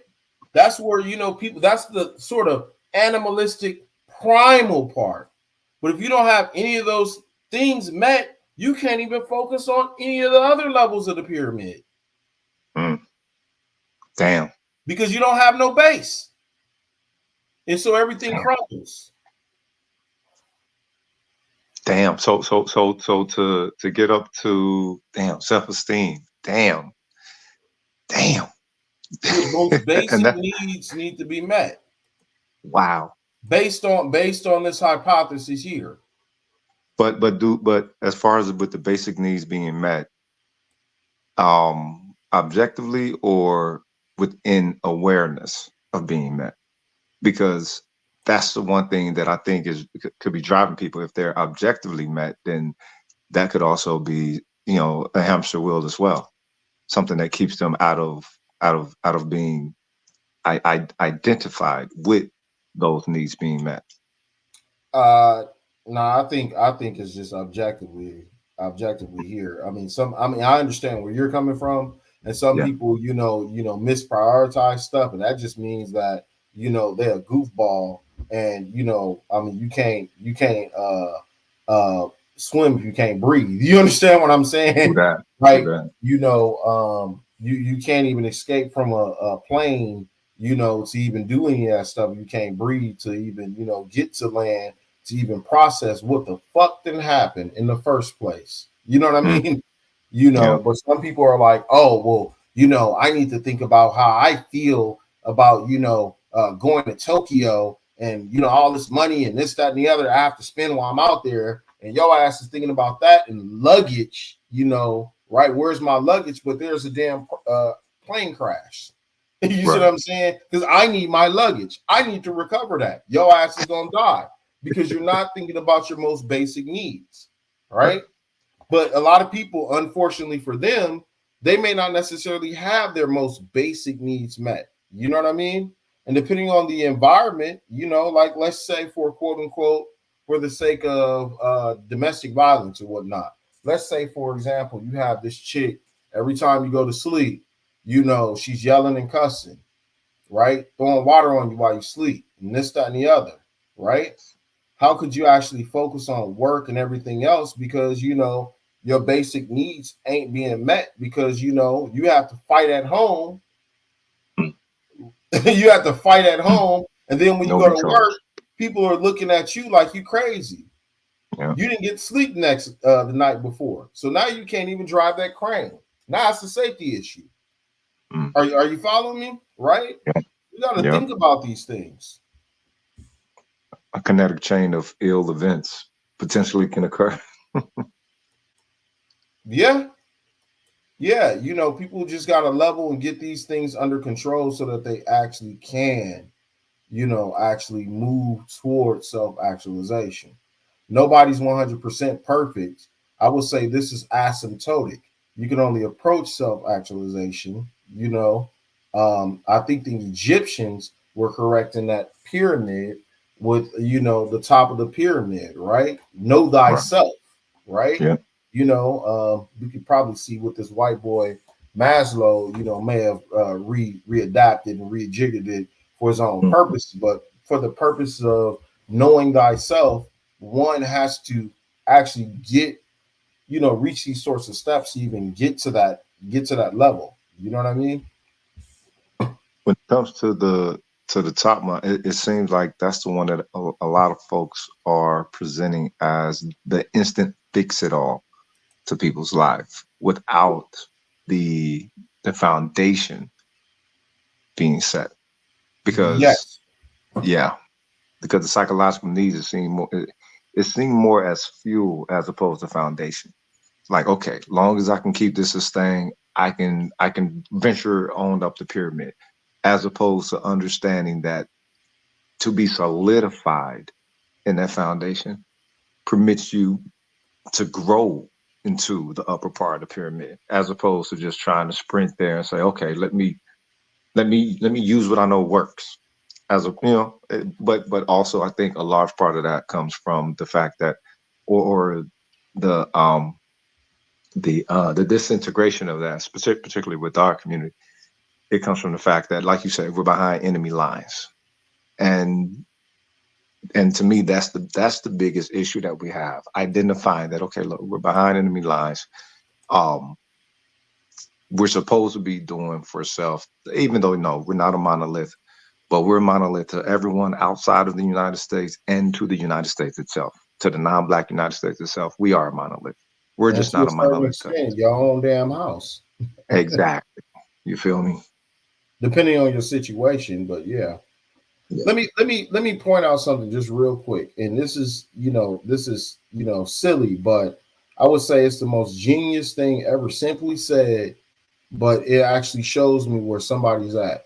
I remember Birdman having an interview a while ago, some years ago, and he said something like, "Man, when money can't do nothing for me anymore, man, you know what I like to do? I like to go to the lake and just feed the ducks." Mm. What now that should tell you to a certain extent where that man is, right?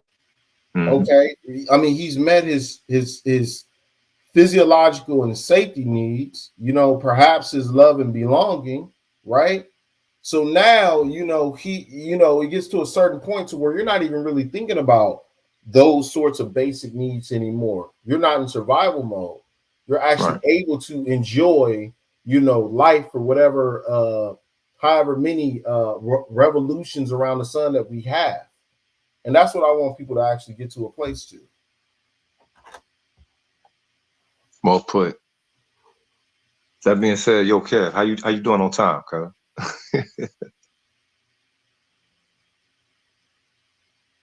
Oh, we're at hour number 3. So yeah, yeah, this when you have great talks, man, they're never too long, but let's be realistic, 3 hours is a while, but we need these conversations no matter how it turned out at some points. I always feel like the discourse is necessary to an extent. I mean, so and a lot of people I would say probably don't approve of the way I handle things, but when it's between men, I just let it go. That's that, and I mean, there's some people out there that don't see that, but maybe at the end of the day, I don't need you guys to see it. I mean, why would I get in the middle of two grown men? But I do understand that we were trying to get to some positive places in this conversation. So, it is what it is. It's, sometimes I come out of these conversations feeling good. Other times I come out of these conversations feeling kind of a certain kind of way. And my thing was, I never intend for anything to melt down into a conflict, or I'm more about showing our ability to be problem solvers. So, and yeah, so the whole mental health conversation, I don't ever want it to be a weak look for the black man. In fact, in many ways, admitting that you do need a little help and that you're not okay makes you stronger. You know what I'm saying? It makes you stronger than weaker, because a lot of people won't admit it just because they care about what other people think. They don't want people thinking that they are broken and crazy and stuff like that. But at the end of the day, for your quality of life, do you care about what an asshole says? What an asshole thinks? What an asshole believes? I mean, at the end of the day, no. Because I will say this: you have to be the one to decide if you are going to be okay. And that is something that I've always gone by. I don't expect everybody to go by it. I don't. But I mean, I'm still here. I'm still here. I'm still kicking and breathing. And as long as I have the opportunity to say what needs to be said, I will take those opportunities. I'm not gonna waste the breath that the Most High allows me to breathe, or whatever force that's driving all of us. So let's get some final statements in. With Faulkner just left, so we got Salty Balls and we got Rogish. So whichever one of y'all want to go first. I'm gonna accept your last statement as the last statement. That was nail in the coffin. Thank you all for the sharpening. However the sharpening came. Hey Grinch, since you out here, look me up. You know what I'm saying? We can handle that how we want to handle it. You know what I mean? Salty as always. You know what I'm saying? Respect. Long live the bitch from Line Steppers. I holler y'all on flip. All right. Yeah, there are. Yeah. So yeah, there are content creators in Dallas, and yeah, much, much respect to you guys, and especially much love especially for at least one of you. So yeah, I mean, that's a female. I would never say that about a guy, but I mean, but y'all cool too. But yeah, Salty, you want to take it away? Yeah, I want to actually answer a question real quickly in the chat, and then real quickly go into the closing.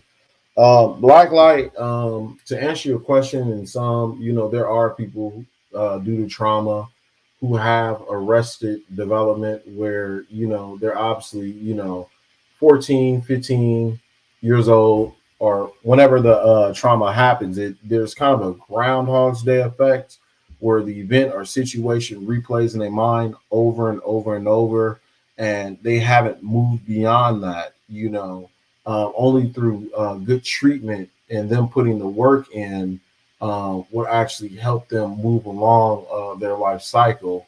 And a big part of that is their willingness to do so. Schemas actually talk a little bit about that. I dropped a list of schemas in there for those who actually want to look at that list themselves, out of their own curiosities, they can, But to give closing statements, I will say this much. The formula for destiny is willpower plus capability. Willpower is the sort of powered engine that you have innately within to actually do the work for healing, for what you want to do, to take that sort of self-agency to actually get healed.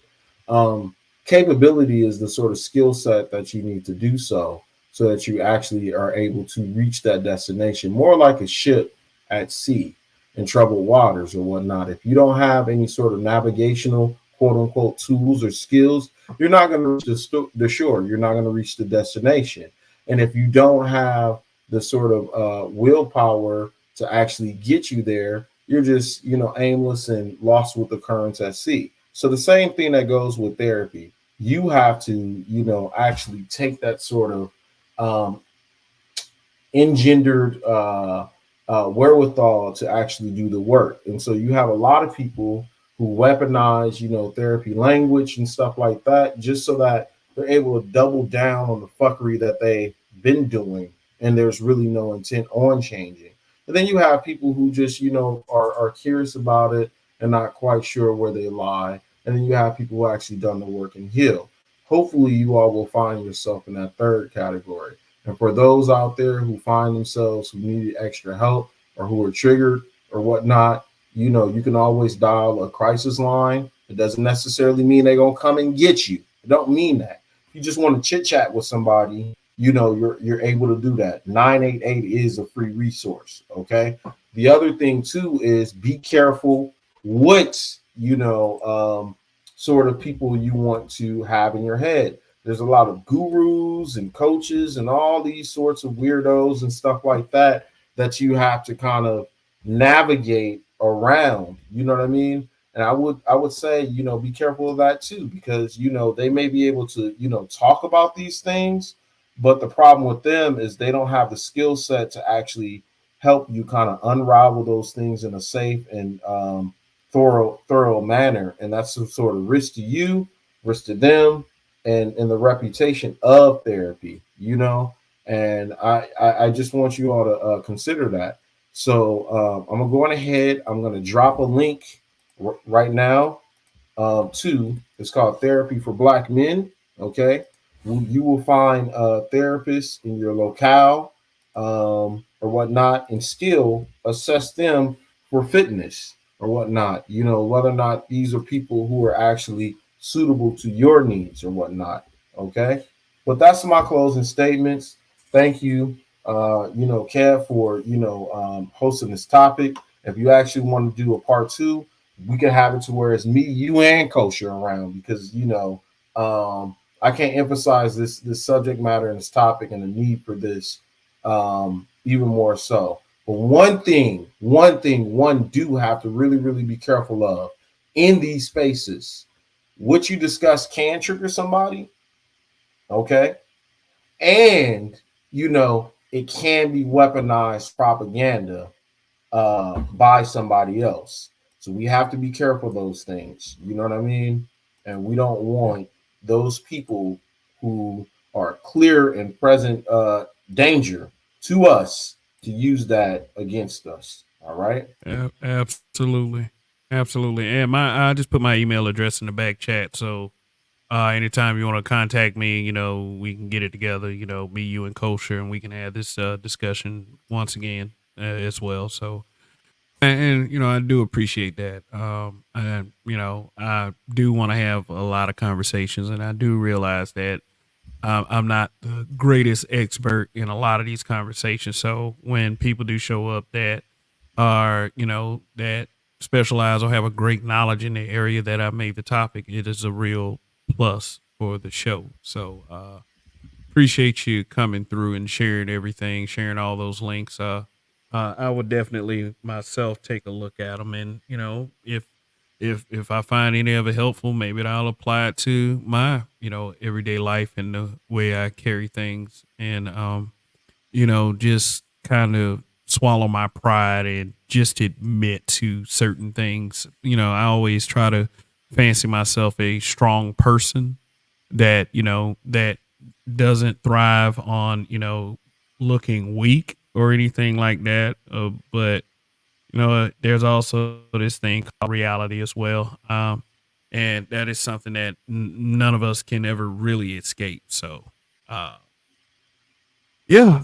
So yeah, my like I said, my email address is in the back chat. Go ahead and get that email address, and then just hit me up, and we'll plan something. You're always welcome to come through. Otherwise, hit the link and participate in discussions. So thanks, Salty 100%. Balls. And thanks for the warm welcome. I sent you an email just now, so you should have it. Salute to everybody that's participated in the chat. I know these content creators, day in and day out, they put their time and their energy into, this content, especially with the risk, the highest risk, because we know an environment that we're in. So I would like to encourage the brethren that's out there, whatever means you can, support. It could be, a dime, it could be a nickel, it could be Oprah, it could be Abrams, it could be Lizzo. You know what I mean? of currency, whatever dominion or dime, dollar, shekel, or drachma that you want to contribute. Y'all make sure y'all support these brothers, because we don't know what sort of price they've paid on the back end. All right. But thank you. Yeah, Thanks for having me. I'm going to drop down, brother. absolutely, absolutely. Salty balls, ladies and gentlemen. And he's right. This content creation, it takes some work to keep an audience engaged and keep coming up with new and different topics. And this is kind of something that I've wanted to discuss for a while because that some of these conversations are much needed, but it needs to have a special emphasis on our own mental health because a lot of the times, we just thinking that people are just fucked up people. There's something that's much deeper that's really going on, and a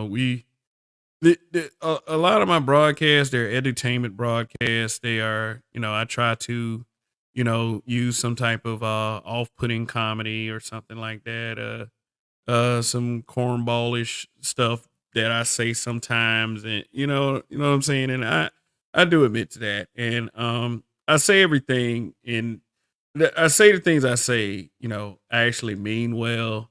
I'm not the person that, just kind of feels sorry for myself and, like I said, expects, going around just screaming where my hug at or, something like that. I do understand that as a black man in this country, in Western culture, and also especially dealing with our people, I do understand that there has to be a more sincere, serious visit to our mental health as black men. And Salty Balls, thank you for the super chat. Really appreciating that right there, that support. Yeah, he practices what he preaches.